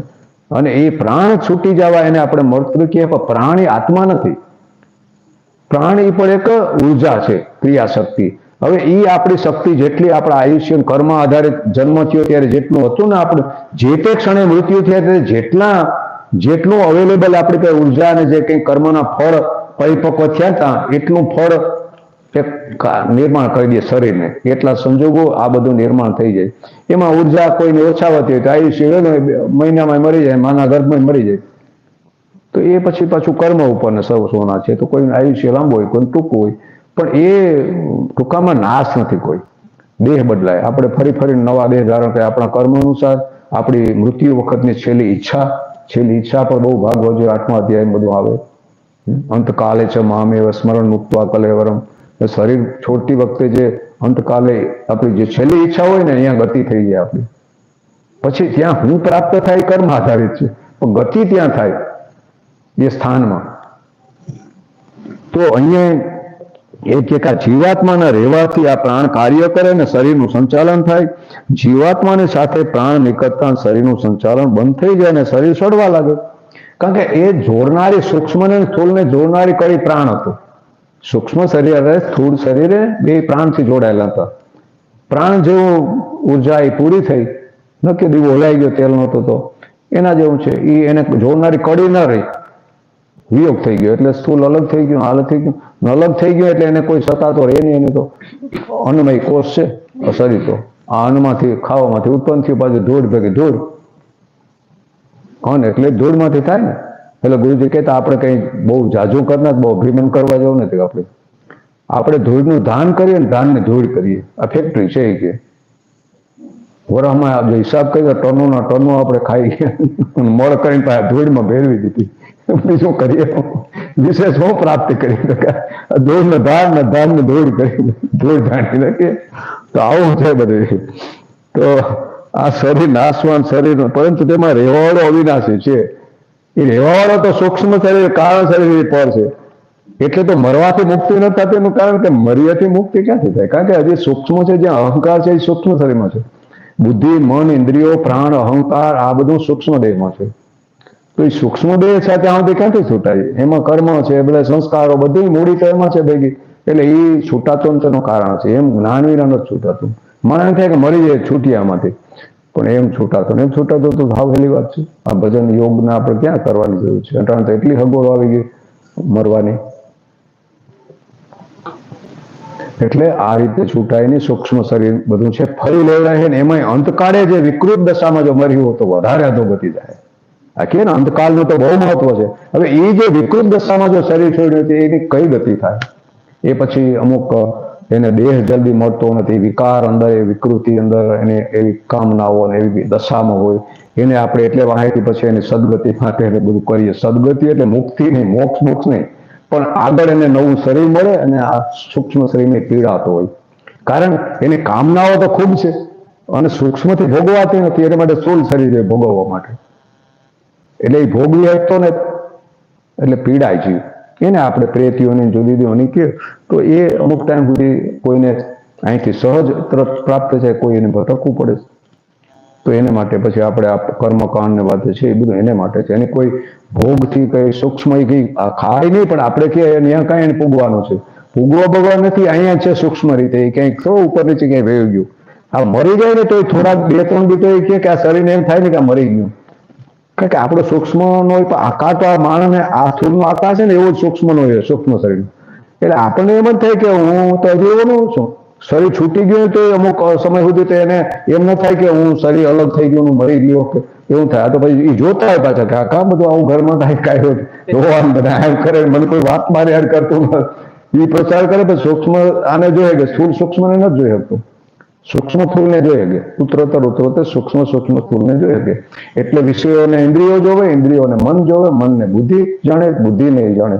એકબીજાથી સૂક્ષ્મ અથવા સ્થૂળ બધા છે. તો પંચમહાભૂતો આકાશ, વાયુ, અગ્નિ, જળ અને પૃથ્વીથી બનેલા શરીર વગેરે જેટલા પદાર્થો છે તે બધા જ જળ અને નાશવાન છે. પ્રાણીઓના પ્રત્યક્ષ દેખાતા સ્થૂળ શરીરો સ્થૂળ સમષ્ટિ જગતની સાથે એક છે. અહીંયા આ સમજવાનો છે. આ ત્રણ મનની અવસ્થા કયો, 3 શરીર કયો, 3 ગુણ કયો, 3 બ્રહ્મા વિષ્ણુ મહેશ કયો કે 3 મનની અવસ્થા કયો, આ ત્રિપુટી બધું છે. તો સ્થૂળ છે એ ઓમકારનો અ છે. અ એટલે સ્થૂળ, રજોગુણ બ્રહ્મા, એને જાગૃત અવસ્થા કહેવાય. તો સ્થૂળ શરીરની એકતા આ સ્થૂળ હારે છે. આપણું વિશ્વ છે આ વિરાટ, ભગવાનનું સ્થૂળ શરીર. તો એ ભગવાનનું સ્થૂળ શરીર છે આખું બ્રહ્માંડ. તો આ પિંડ એની હારે એક છે. સ્થૂળની આ સ્થૂળ હારે એકતા છે. એ બેમાં કોઈ ભેદ નથી. એમ આપણું સૂક્ષ્મ શરીર છે એના સૂક્ષ્મ શરીર વૈશ્વાનર, સૂત્રાત્મા કે કોઈ વૈશ્વાનર કે, તો આપણો જે તેજસ છે એના વૈશ્વાનર હારે એકતા છે. પાછું આપણો પ્રાજ્ઞ છે એનું જે મૂળ પ્રકૃતિ, એનું જે ઈશ્વર છે આપણે કહીએ, એની હારે એની એકતા છે. અને બીજું સ્થૂળ સૂક્ષ્મમાંથી સૂક્ષ્મ કારણમાંથી બધા અંતે કારણમાં બધા એક છે. આ જુદા જુદા આકારોને આપણે ભેદ જુદી જુદી મનની અવસ્થાઓથી આપણે 3 અવસ્થાઓ જુદી ને આ બધું ભ્રાંતિ ઊભી થઈ જાય. અંતે એ કારણ છે, એ સર્વસ્વ બધું એ જ છે, જુદા નથી. તો ઓમકારમાં આ બધી આપણે સમજાયું બધું એક કેવી રીતે છે, પણ એ ત્રણેય અવસ્થાથી પર છે. ત્રણેયમાં જ પીપળાના પાંદડામાં જોવો ને તો નસો એમાં હાવ ફેલાયેલી પાંદડામાં, એટલે એ નસો દેખાય એ ચેતના છે, એટલે કે ચેતનામાં વ્યાપક રહેલી છે. એ પાંદડું ને અંદર સળીને કઈ અલગ નથી, એમ ચેતનાને પાછું આ 3 અવસ્થા અલગ નથી, પણ આ એવી ભ્રાંતિથી એક ઊભું થઈ જાય અને આ ચેતનને એને ભગવાન એટલે કે મારાથી એ ભિન્ન છે. ભલે મારામાં ઉત્પન્ન થાય, મારા આધારે મારામાં ભળી જાય, છતાંય હું એમાં નથી, મારામાં નથી. પાછા આકાશનું ઉદાહરણ, આકાશમાં બધું ઊભું થાય પાછું હમાઈ જાય, તો આકાશ તો બદલાતું નથી. આ બધા ઉત્પન્ન થાય પાછા હમાઈ જાય, જાતા રહીએ, બદલાયા કરે, એટલે એ અનિત્ય છે. આકાશ નિત્ય. આપણે ઉદાહરણ આપવું હોય આકાશનું અહીંયા સરખાવવું હોય તો એવી રીતે આપણું નિત્ય છે, એ બદલાતું નથી, અપરિવર્તનશીલ છે. અને એ તો કારણ શરીર પર છે, હજી તો સૂક્ષ્મ આપણે છૂટ્યું નથી. તો જ્ઞાન થાય ત્યારે કારણ છૂટે. કારણ એટલે અવિદ્યા અજ્ઞાન, આપણું કારણ શરીરમાં રાતે સુષુપ્તિમાં ત્યાં જતા રહીએ. એ મનની અજાગૃત અવસ્થા છે, ન નથી રહેતું. સપના અર્ધ જાગૃત, આ જાગૃત, એ મન જાગૃત છે ત્યારે એટલે સ્થૂળનો ભોગ કરે. સપનામાં અર્ધ જાગૃત છે એટલે સૂક્ષ્મનો, એ આપણામાં સંસ્કારોમાંથી અંદર ઊભું થઈ જાય બધું.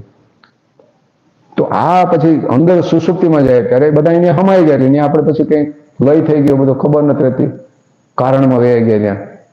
આવી રીતે ત્રણેય શરીર છે, ઈશ્વરના 3 શરીર ને આ જીવના પિંડ અને બ્રહ્માંડમાં કોઈ ભેદ નથી. એટલે બધી વ્યષ્ટિ ભેગી થઈને સમજતી બની. આ જંગલ કોને કેવું? અનેક ઝાડના સમૂહને જંગલ કેવું પડે? જંગલ અને ઝાડ અલગ અલગ છે. એકને કહો તો જંગલ ઝાડ કેવું પડે, અને સમૂહને કહો તો તમારે જંગલ કેવું પડે. તો આ બ્રહ્માંડ એટલે પિંડ અને પિંડો એ બધા બ્રહ્માંડ એનું જ બનેલું છે ને. અનેક પિંડોનું ભેગા કરો એ બ્રહ્માંડ. તો સમજ, આ વ્યષ્ટિ બધી ભેગી કરો એ સમજતી. તો અનેક દેખાય જુદી, પણ અંતે બધું એક છે. સ્થૂળ શરીરો સ્થૂળ સમષ્ટિ જગતની સાથે છે. સ્થૂળ શરીર આ સ્થૂળ સાથે છે. 10 ઇન્દ્રિયો, 5 પ્રાણ, મન અને બુદ્ધિ આ સતત તત્વોથી યુક્ત સૂક્ષ્મ શરીર છે, એ સૂક્ષ્મ સમષ્ટિ જગતની સાથે છે. એટલે કે ઈશ્વરના સૂક્ષ્મ શરીર અર્થ છે. અને કારણ શરીર એટલે કે સ્વભાવ, કર્મ, સંસ્કાર અને અજ્ઞાન, એ આપણું કારણ શરીર. સ્વભાવ કે એ જ છે, કારણમાં સંસ્કાર સંચિત બધા પડ્યા ને, એ અજ્ઞાન, એ જ કારણ. અજ્ઞાનમાંથી ઊભું થયું જગત આખું. તો એ અજ્ઞાન છે, એ કારણ છે. એમાં આપણા અનંત જન્મોના એ બધા સંસ્કારો પીડ્યા છે, એને જ સ્વભાવ કીધો, એ જ અજ્ઞાન છે. બસ એ અજ્ઞાનમાં બધું પડ્યું, એટલે એવો જેવો જેના એમાં સંસ્કારો એવો એનો સ્વભાવ થયો.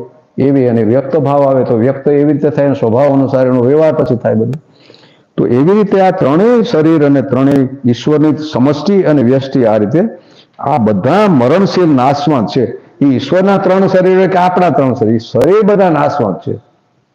એ સંસારની મર્યાદામાં ત્રણેય મનની અવસ્થાઓ છે, એ પરિવર્તનશીલ છે, નાશવંત છે, આરંભ અંતવાળી છે, નિત્ય રહેતી નથી, એટલે સાચી નથી.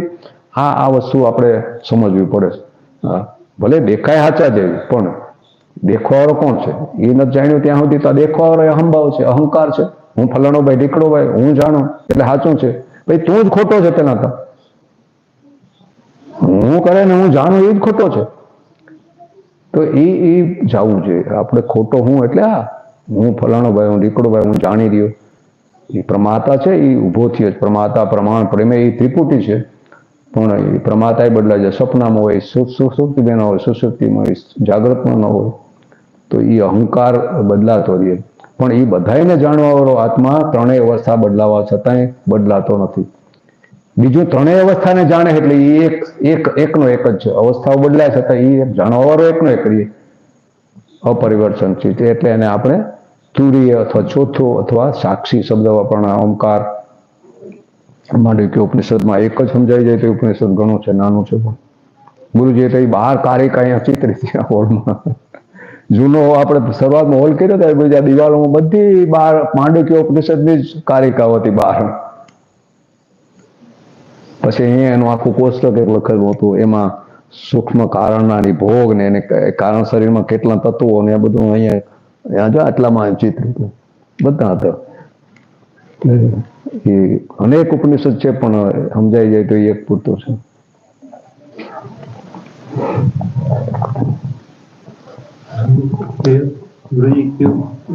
તો વાસ્તવમાં વ્યષ્ટિ નામની કોઈ વસ્તુ નથી. એટલે આપણે કહીએ ને કે વસ્તી કોઈ એનું અલગ અસ્તિત્વ નથી. સમષ્ટિનો જે ભાગ કયો, આપણે શરીરને હાથ ને પગ ને આખરે તો બધું એક જ છે ને. શરીરમાં બધા આવી ગયા. આપણે આંગળીને જુદી ગણીએ ને અંગૂઠાને જુદો ગણીએ ને. હવે તો આપણે અલગ અલગ ઠીક છે, વ્યવહારમાં ગણો, પણ પછી શરીર કહેવાય. એનું અલગ અસ્તિત્વ છે. અંગૂઠો અલગ છે કે આંખ અલગ છે, માથું અલગ છે, ભળ અલગ છે, આ બધા અલગ છે. તો એ રીતે કેવું ગાડું કેને કેવું, એ એમાં બધું આ વ્હીલ હોય, એના થારું હોય, એની ઓલી ઉધઈ હોય, દોહરી હોય, નારણ હોય, એના ઓલા પાટા ચડે, એ બધું મળીને ગાડું કહેવાય. એ એક એક થોડા જુદા એને ગાડું કહેવાય. એમાં શરીર કહેવાય એટલે બધા અંગમાં આવી ગયા. શરીરમાં એને જ શરીર કહેવાય. બધું એમાં સોમાં અલગ નથી કઈ. તો આપણી અંદર અબજો નાના નાના જીવ છે, એ બધા એને પોતાને અલગ અલગ માનીને જીવે. આપણે ક્યાં ખબર છે? એટલા બેક્ટેરિયા સૂક્ષ્મ છે આમાં આપણા શરીરના. એને તો આ બ્રહ્માંડ જેવું લાગે આપણું શરીર, કારણ કે એ એટલા ઝીણા છે કે આપણી ચામડી આપણા શરીરમાંથી આરપાર નીકળી જાય ને, શરીરના પોલાણમાંથી આરપાર નીકળી જાય તો એને ખબર ન પડે કે શરીરમાં છે કે બહાર છે. અને આપણે ખબર ન પડે કે આમ અબજો છે એમાં સૂક્ષ્મ. આપણા ખાલી આ છિદ્ર છે ચામડીના, વાળ હોય ને છિદ્ર હોય, એ છિદ્ર આપણે નરી આંખે નથી દેખતા, અહીં માઇક્રોસ્કોપ વડે દેખાય. પણ એ છિદ્રમાંથી એ નીકળી જાય. એની છિદ્ર તો એને મોટું આકાશ જેવું લાગે, એમાંથી આરપાર વહી જાય. તો આપણે શરીર આપણે નક્કર કહીએ, આ પોલું છે, આ બ્રહ્માંડ જે પોલું છે ને એવું છે. આની અંદર આકાશ છે, આની અંદર પોલાણો છે, અમારે બીજી શિવ સૃષ્ટિઓ છે. આને સમજી લે તો આ બધું સમજાય જાય. એટલે કીધું પિંડેશ્વર બ્રહ્માંડ. આ પંચમહાભૂત 24 તત્વનું આ બન્યું, તો આ એનું જ બનેલું છે. ચૈતન્ય સરોવર આપે છે ને એમાં છે, આમાં છે, બધું એક જ છે. તો અહીંયા સમજવું હેલું પડે, કારણ કે આ નજીક છે આપણું સમજવાનું. આ બધું તો છેડો ના આવે એનો સમજવા જાય તો. એટલે આપણે બહુ મહાપુરુષે જાજુ બહાર ઓછા પટક્યા, અંદરની વાત કરી ખોજવાનું. અને વિજ્ઞાન છે એ બહાર ગોતે છે, એટલે ગૂંચવાતા જાય. જેમ જેમ સૂક્ષ્મમાં જતા જાય એમ વધારે વધારે ગૂંચવાતા જાય. તો વ્યષ્ટિ અલગ નથી. અંશની વસ્તુ પોતાને માનવાને કારણે તેને વ્યષ્ટિ કહે. એટલે કે આ થોડો અંશ, આ બધાનો એક ભાગ છે, એને આપણે પોતાનો માની લીધો ને, એને આપણે અલગ માની લીધો. એ અહંકાર, દેહભાવ. સંસારની સાથે શરીર વગેરે વસ્તુઓની ભિન્નતા કેવળ રાગ, મમતા વગેરેને કારણે માંધેલી છે. આ શરીરમાં મમત્વ થઈ ગયું, મારું શરીર. પછી રાગ થયો, પ્રિય લાગે શરીર. એમ રાગ અને મમત્વથી આ બધા જ્યાં જ્યાં મારું મારું થયું ત્યાં આપણે રાગથી મારા પણ આવે. રાગ એટલે ગમે શું કામ આવે, ઉપયોગી છે ત્યાં સુધી, અવાર જ છે ત્યાં સુધી. બાકી જવા દે કે તું જવા દે, મોટું નથી જોડતા રહો. આ રાગ. પ્રિય લાગવું, એ પ્રિય શું કામ લાગે? એને એમ છે મને આમાં સુખ મળે, અને એ ભ્રાંતિ થાય મને સુખ મળે, સુખ મળે. હગા વાલા મિત્રો વાલા વાલા કરીએ, પણ વાલા વાલા એક બી ડવલા થઈ જાય, વાર નથી લાગતી ડવલા થતા, ઘડીકમાં બદલાઈ જાય બાજી. તો આવું છે. જ્યાં સુધી ત્યાંમાં આપણે અનુકૂળ છે, આપણે હૈયા કરે, આપણને સુખ મળે, એ આનંદ. તો પણ બાકી આમું જ થયો, દલીલ કરી લે કે તો મોટું લેજો ભાગે જ આખી. તો આ તો બધું આવી રચના છે. અહીંયા આપણે કોઈ મારું કોઈ થયું નથી, થાય નહીં. અને આ શરીર મારું નથી તો બીજા કેને મારા માનો? તો આ બધી માની લીધેલું છે. આ બધું વાસ્તવમાં કંઈ છે નહીં. પદાર્થ માત્ર અને ક્રિયાઓ પ્રકૃતિની છે. એટલે કે આ સમષ્ટિમાં બધું થઈ રહ્યું, પણ પોતે સમષ્ટિથી ભિન્ન પોતાને માને ને એ ભ્રાંતિ છે. નહીંતર આ બધું એક જ છે. આમાં જેમ અનેક જંતુઓ છે એમ આપણે બધા એની અંદર આ જીવાત્મા અનેક જોઈ શકો, આ બ્રહ્માંડની અંદર આપણે બધા સમાલે. એટલે બ્રહ્માંડ એક જ છે. એ બધાને જોડનારું, નિયમન કરનારું તો એક જ છે. ચેતના જે બ્રહ્માંડ સાથે જોડાયેલી છે એને જ આપણે ઈશ્વર કીધા. ચેતન તો અનંત છે, પણ જેટલું બ્રહ્માંડ સાથે ચેતન એની હારે કનેક્ટ જોડાયેલું છે ને એટલાને ઈશ્વર કીધા. આ પિંડ સાથે જેટલું ચૈતન્ય છે આ કારને હારે એમાં જે અંદર, એને આપણે જીવ કીધો. તો એમ ભેદ છે. બાકી ચેતનમાં કોઈ ભેદ નથી, જીવમાં ઈશ્વરમાં કોઈ ભેદ નથી. તો જ્યાં સુધી આ પિંડ બ્રહ્માંડ છે ત્યાં સુધી ભેદ રહેવાનો. તો પિંડ બ્રહ્માંડ છે એ વેદાંત એને ઉપાધિકૃત ભેદ કહે. એટલે કે ભેદનો દેખાવ કરે પણ વાસ્તવિક ભેદ કરી શકતી નથી. ઉપાધિ શરીરને, બ્રહ્માંડને બધાને ઉપાધિકૃત. એટલે ઈશ્વરને સમષ્ટિ ઉપહિત ચૈતન્ય અથવા તો પ્રકૃતિ ઉપહિત કયો, માયા ઉપહિત ચૈતન્ય કયો, એવી રીતે કીધું. આ આપણે અવિદ્યા ઉપહિત, અવિદ્યા જેને ઉપાધિ છે એને જીવ કીધો, અને આ બધું માયા જેની ઉપાધિ છે જગત એને આપણે ઈશ્વર કીધા. પણ ઉપાધિને લીધે બે ભેદ ભ્રમ ઉભા થયા. ઉપાધિના ભેદ કોઈ દી સાચા ન હોય. દેખાવ ઉભો કરે, આ રૂમ આ દેખાવ ઉભો કરીએ કે આકાશ અંદર છે, ઓલું બીજું છે, આ અંદરનું પોલાણ આપણે જુદું માની દઈએ એવું છે. બાકી એમાં કોઈ આકાશ એક જ છે. એટલા માટે સ્થૂળ સૂક્ષ્મ અને કારણ શરીરની સમસ્ત ક્રિયાઓ ક્રમશઃ સ્થૂળ સૂક્ષ્મ અને કારણ સમસ્ત સંસારના હિતને માટે જ કરવાનું. બસ એ આપણે માનીએ કે આ હું કરું, હું કંઈક મેળવી રહ્યો, હું સુખી થાઉં. હવે શરીર મળ્યું તો એનો ઉપયોગ કરો સંસાર માટે. આ શરીર એ સંસાર છે એટલે શરીરનું ધ્યાન રાખવું, ખવડાવવું, પીવડવું એ પણ એક સંસારની જ સેવા છે. કારણ કે શરીર એ સંસારનું છે ને, તો ત્યાંથી જ શરૂઆત કરો. શરીરને ખવડાવો ત્યારે એમ ના માનો કે શરીર હું છું. આ શરીર એ સંસારમાંથી મળ્યું ને, 3 ગુણનું બનેલું છે, સંસાર તરફથી પ્રાપ્ત થયું શરીર. તો શરીર એ સંસારનું છે, મારું નથી. શરીરને ખવડાવે પીવે, ધોળે નવડાય, લુગડા પીરે એ પણ સંસારની સેવા છે માનવું. પછી હગાવાલા હોય, પરિવાર હોય, જે થાય એટલી જેટલાને એ સેવા ભાવ રાખો કે આ બધાને આપણે સંસારનું છે તો આ શરીરનો ઉપયોગી સેવામાં કરો, બીજો શું કામ આવે? આત્માને શું આ શરીરની ઉપયોગીતા છે? આપણે દેહભાવ છે એટલે એમ માનીએ કે આનું મહત્વ છે. બાકી તો શરીર તો સંસારનું છે ને એમાં લગાવી દો. જે મળ્યું પ્રાપ્ત એમાં સેવા ભાવથી કરો તો બંધન ન થાય. અને આત્માનો નાતો પરમાત્મા સાથે છે. આ તો આપણે માની લીધો આપણો નાતો પરમાત્મા સાથે, દેહનો સંસાર સાથે. તો દેહ સંસારનો છે ને સંસારના ઉપયોગમાં એનો સદુપયોગ કરો સેવા ભાવથી, સવારત વિના થાય એટલો. આપણે થાય કે તો પછી આપણું આમાં આ કર્મ કરીએ એટલે મળવાનું. આ તો આપણે આસક્તિ બાંધીએ ને એટલે દુઃખી વધારે થાય. એવું નથી કે તમે નિસ્વાર્થ કરીએ એટલે નહીં મળે, એ તો મળવાનું છે, આવવાનું છે. જ્યાં સુધી છૂટ્યો ને ત્યાં સુધી તો કર્મના ફળ તો આવીએ. પછી કેવા આવે કેવા નહીં તો જુદી જ છે કર્મ. આવીએ તો ખરા. આપણે તો આપણું શું થાય એમ બીજાની સેવા કરે પછી મારું એમાં તમારે આવી, તમે તમારી સેવા કરો એ પણ સંસારની સેવા છે. આ તમે શરીરને હું માનો, બાકી શરીર એ સંસારનું છે. એનું કંઈ કરીએ આપણે ધ્યાન રાખીએ, ખવડાવે પીવે તો એ પણ સંસારની સેવા જ છે.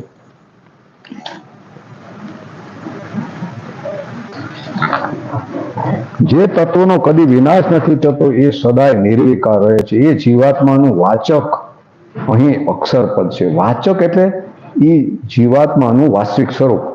જીવાત્મા પોતે દેહ માને પણ એનું વાસ્તવિક સ્વરૂપ આત્મા છે. જીવ તો દેહની હારે જોડાયેલો, હું દેહમાં કરે એટલે જીવ કહેવાનો. બાકી એનું વાસ્તવિક સ્વરૂપ તો અક્ષર છે. એટલે કે જીવાત્માનું વાચક અહીં અક્ષર સમજવાનું. અને પ્રકૃતિ જળ છે. આ જે શરીર હારે જોડાઈ ગઈ એ પ્રકૃતિ છે અને પોતે ચેતન આત્મા છે. તો એનું વાચક એટલે કે વાસ્તવિક સ્વરૂપ ચૈતન્ય છે, આત્મા છે. અને આ 3 ગુણનું બંનેના શરીર, મન, બુદ્ધિ, ઇન્દ્રિયો, આ ત્રણેય દેહ જે છે, કારણ, સૂક્ષ્મ, સ્થૂળ, એ બધા પ્રકૃતિની અંદર આવી જાય. 3 ગુણ વાળી માયા કે પ્રકૃતિ કે સંસાર, જગત, બ્રહ્માંડ. તો આ અધ્યાયના 3 ભગવાને જેનું છેદન કરવા માટે કહ્યું હતું એ સંસારને અહીં ક્ષર પદથી આપણે કહીએ ને, સંસારનું વૃક્ષ આવું છે, સંસાર રૂપી વૃક્ષનું વર્ણન કર્યું હતું પીપળાના વૃક્ષ રખાવીને. તો એ વૃક્ષનું એટલે કે સંસારનું કે અજ્ઞાનનું, માયાનું છેદન કેવી રીતે કરવું? તો બસ આ વિવેક રૂપી શસ્ત્ર, જ્ઞાન રૂપી શસ્ત્રથી. એટલે તલવાર લઈને કઈ કુવાડો લઈને કાપવાનું કઈ નથી, પણ જ્ઞાન રૂપી, વિવેક રૂપી તલવારથી કે ભાઈ આ ખોટું છે, હું છું નહીં, એ અલગ છે, ભિન્ન છે, પરિવર્તનશીલ છે, નાશવંત છે, આરંભ અંતવાળું છે. એટલે હું એ છે નહીં, હું એને જાણવાવાળો છું. બીજું એ દેખાય પણ ખોટું છે, સાચું છે નહીં, એનું અસ્તિત્વ નથી વાસ્તવિક રીતે. તો અહીં આવેલા ક્ષર, અક્ષર અને પુરુષોત્તમ શબ્દો ક્રમશઃ આ રીતે અલગ અલગ છે કે પ્રકૃતિ, જીવાત્મા અને પરમાત્મા. તો એ ન તો સ્ત્રી છે ન પુરુષ છે, એને નપુંસક પણ કે વાસ્તવમાં લિંગ પણ શબ્દની દ્રષ્ટિએ, તત્વની દ્રષ્ટિએ એને કોઈ પુલ્લિંગ કે સ્ત્રી કે પુરુષ કે એમ ન કહેવાય. આપણે સાક્તાવાળા એમ શક્તિમાન એટલે ફોટામાં એને વાંચા સ્ત્રી રૂપ ચિત્રે, તો એ થોડો સ્ત્રી પુરુષ છે કે એને કોઈ જાતિ કે નામ રૂપ કોઈ ભેદ તો છે ને. હા, પછી કોઈની ભાવનાથી એને શક્તિ રૂપ માનો, સ્ત્રી રૂપ માનો, કોઈ પુરુષ રૂપ માનો, એવી જુદા જુદા સંપ્રદાયનો ભેદ છે. પણ ત્યારે સમજાય તો એને માનવું જોઈએ કે એ જે આપણે એને મા તરીકે પૂજીએ એ જ ઈશ્વર, એ જ બ્રહ્મ. ત્યારે પછી એમ ન જો કે કૃષ્ણ જુદો ને શિવ જુદો ને રામ જુદો ને આ જુદા ને એમ જુદા જુદા ના માનો. જે સ્વરૂપને માનો એ બુદ્ધ કહેતા, ભલે ને કુળદેવીને માનો, પાણો લઈને પૂજો એને, પણ ત્યારે એમ માનો કે સર્વસ્વ એ જ છે. બસ એ કુળદેવી છે જ અનંત રૂપે છે અને પાણામાં છે તો મારામાં છે. આ સમજણથી પૂજો તો ગમે એને પૂછી શકાય. એ તો પ્રતિકાત્મક ઉપાસના. આખરે એ રીતે જો પૂછશું તો આમાં કઈક શુદ્ધિ થાય, અંતઃકરણ એને મન સ્થિર થાય તો પછી સમજાઈ જાય કે બધામાં છે તો મારામાં છે અને હું એ જ છું. અંતે તો પછી અંદર ઉતરણ. પ્રાથમિક ભૂમિકા આની આકારની પૂજાની પણ સગુણ શાખાની પૂજાની પણ એક એને સ્થાને એ બરાબર છે, જે એક અવસ્થા છે જેની એને માટે એ ઉપયોગી છે, એ સમજણ કરે તો. નકર એ કે મારો ભગવાન જુદો, તમારી દેવી જુદી, મારી દેવી જુદી, તારો ભગવાન હું તારા ભગવાન મોઢું જવાનું. તો આવા બાદ એક ભાઈ મને મળ્યા કે બાપુ હું ત્યાં રામને બહુ માનું. હાલ એટલે વાત ચાલુ કરી એટલે અશ્વિનભાઈ ઘરે, તમારા ઘરે કોઈ ભાઈ તમે કામમાં હતો ને હું બેઠો હતો રૂમમાં, તો આવીને બેઠા લુગડા જોયા એટલે એને ચાલુ કરી દીધી. બાપુ કે હું રામ મારા ઈષ્ટ સારું, હું રામને માનો કૃષ્ણને હું ન માનું કે સારું ન માનવાનું. તમને કોઈ કહે માનો ના, પણ એને મનાય કેમ? હું એ તો કહું કે હું કામ માનવા છે, એ તો આવો હતો પણ ચાલુ કરી દીધી. તને ન માનવો તો તને કોઈ ફરજ પાડતું નથી, તારે જેને માનવા એ તારી સ્વતંત્રતા. હું તને કહું કે તું આને માન આને ન માન, એમાં હું કામ તારો સમય બગાડવા, નકારાત્મક વાતો કરીને તારી શક્તિનો સમયનો વ્યય કરીને માને મારો સમય બગાડે. પછી સારું મન થઈ ગયું. એટલે માણસ આવો ભ્રમ છે ત્યાં ક્યાંથી સમજાય? એમાં ભગવાન હો ના ઘેર ઘેર જુદા, હો ના જુદા ભગવાન, પાછા એકબીજાને અરે મેળે નહીં ભગવાન નહીં. આ ભ્રાંતિ જે ત્યાં સુધી ભગવાન નાને પણ હાથ હટવાનું છે અહીં પાછળ. જીવાત્મા ગમે તેટલા શરીર ધારણ કરે, ગમે તેટલા લોકમાં જાય, જન્મ લે, તેનામાં કદી કોઈ વિકાર ઉત્પન્ન થતો નથી. તે સદા જેમ છે તેમ રહે છે. એટલા જ માટે અહીં તેને કુટસ્થ કહેવામાં આવ્યું. આપણે જીવનું વાસ્તવિક સ્વરૂપને કુટસ્થ કીધું. કુટસ્થ એટલે એરણ થાય. આમ તો એરણ ઉપર કુંભાર કે અલા લુહાર કે હોની હોય ને, એરણ ઉપર દાગીના ભરતા હોય, તો દાગીના કઈક ઘડી ઘડીને ઘાટ આપીને નિવૃત્ત થઈ ગયા, પણ એરણ એવો ન હોય છે જેને આધારે ઘાટ ઉભા થયા. તો આત્માને અહીંયા આપણા વાસ્તવિક સ્વરૂપને કુટસ્થ કીધું. દરેક જીવને જે ચૈતન્ય એનું જે મૂળ સ્વરૂપ છે એને કુટસ્થ કીધું. એટલે કુટસ્થ જીવનું સ્વરૂપ છે, કુટસ્થ છે, એનો સ્વભાવ કયો, મૂળ સ્વરૂપ એનું એ છે. અને ઈશ્વરનું જે વાસ્તવિક સ્વરૂપ છે એ બ્રહ્મ છે. એ તો આ બ્રહ્માંડની ઉપાધિને લીધે પણ એને ઈશ્વર એક નામ લેબલ માર્યું, પણ ઈશ્વરનું વાસ્તવિક શુદ્ધ સ્વરૂપમાં એ બ્રહ્મ છે. તો કુટસ્થ અને બ્રહ્મમાં કોઈ ભેદ નથી. કુટસ્થ એટલે જીવ ને ઈશ્વરની એકતા એ રીતે છે. દેહથી તો જુદા છે, આ બાહ્ય દેખાવ તો છે એવો, પણ સ્વરૂપથી કોઈ. એટલે તત્વમસીમાં આ વાક્ય વેદનું જે ઉપદેશવાચક પહેલું વાક્ય છે તત્વમસી, એટલે કે તે તું છે. તે એટલે કે ધેટ ઈશ્વર, એને તે કીધો. તે એટલે આપણે એને અલગ ભાઈ, એટલે કે તે છે એ જ તું છે. તું ને તેમાં કોઈ ભેદ નથી, હોવા પણ આમાં કોઈ ભેદ નથી, એક અસ્તિત્વનો ભેદ નહીં. તે તું છે એટલે તે પણ છે એમ તું છે. તો છે ને એ અસ્તિત્વ વાચક છે. અસી, અસી પદ, તત્વમ અસી, ત્રણ શબ્દ છે. ત્વમ એટલે જીવ, તે ત્વમ એટલે જીવ, તત એટલે ઈશ્વર. તો તત અને ત્વમ બે સ્વરૂપમાં હોવામાં, એટલે કે એનું અસ્તિત્વનું જે વાસ્તવિક સ્વરૂપ છે, જે નિત્ય રહેનારું, એમાં કોઈ ભેદ નથી. આ મહાવાક્યનો ઉપદેશ છે. ગુરુ આ રીતે આપણને સડાય કે ભાઈ તું એ જ છે, તું બ્રહ્મ છે, તું ભગવાન છે. આ ભારત દેશમાં કહીએ કે હું ભગવાન છે, મારી નાખે નહીં તો અલ્લાહનું નામ કહીએ તો કટકા કરી નહીં કરતા, કાપી કાપી. તો આપણી આ વિશાળતા છે આપણી. ચલો પૂરું કરીએ.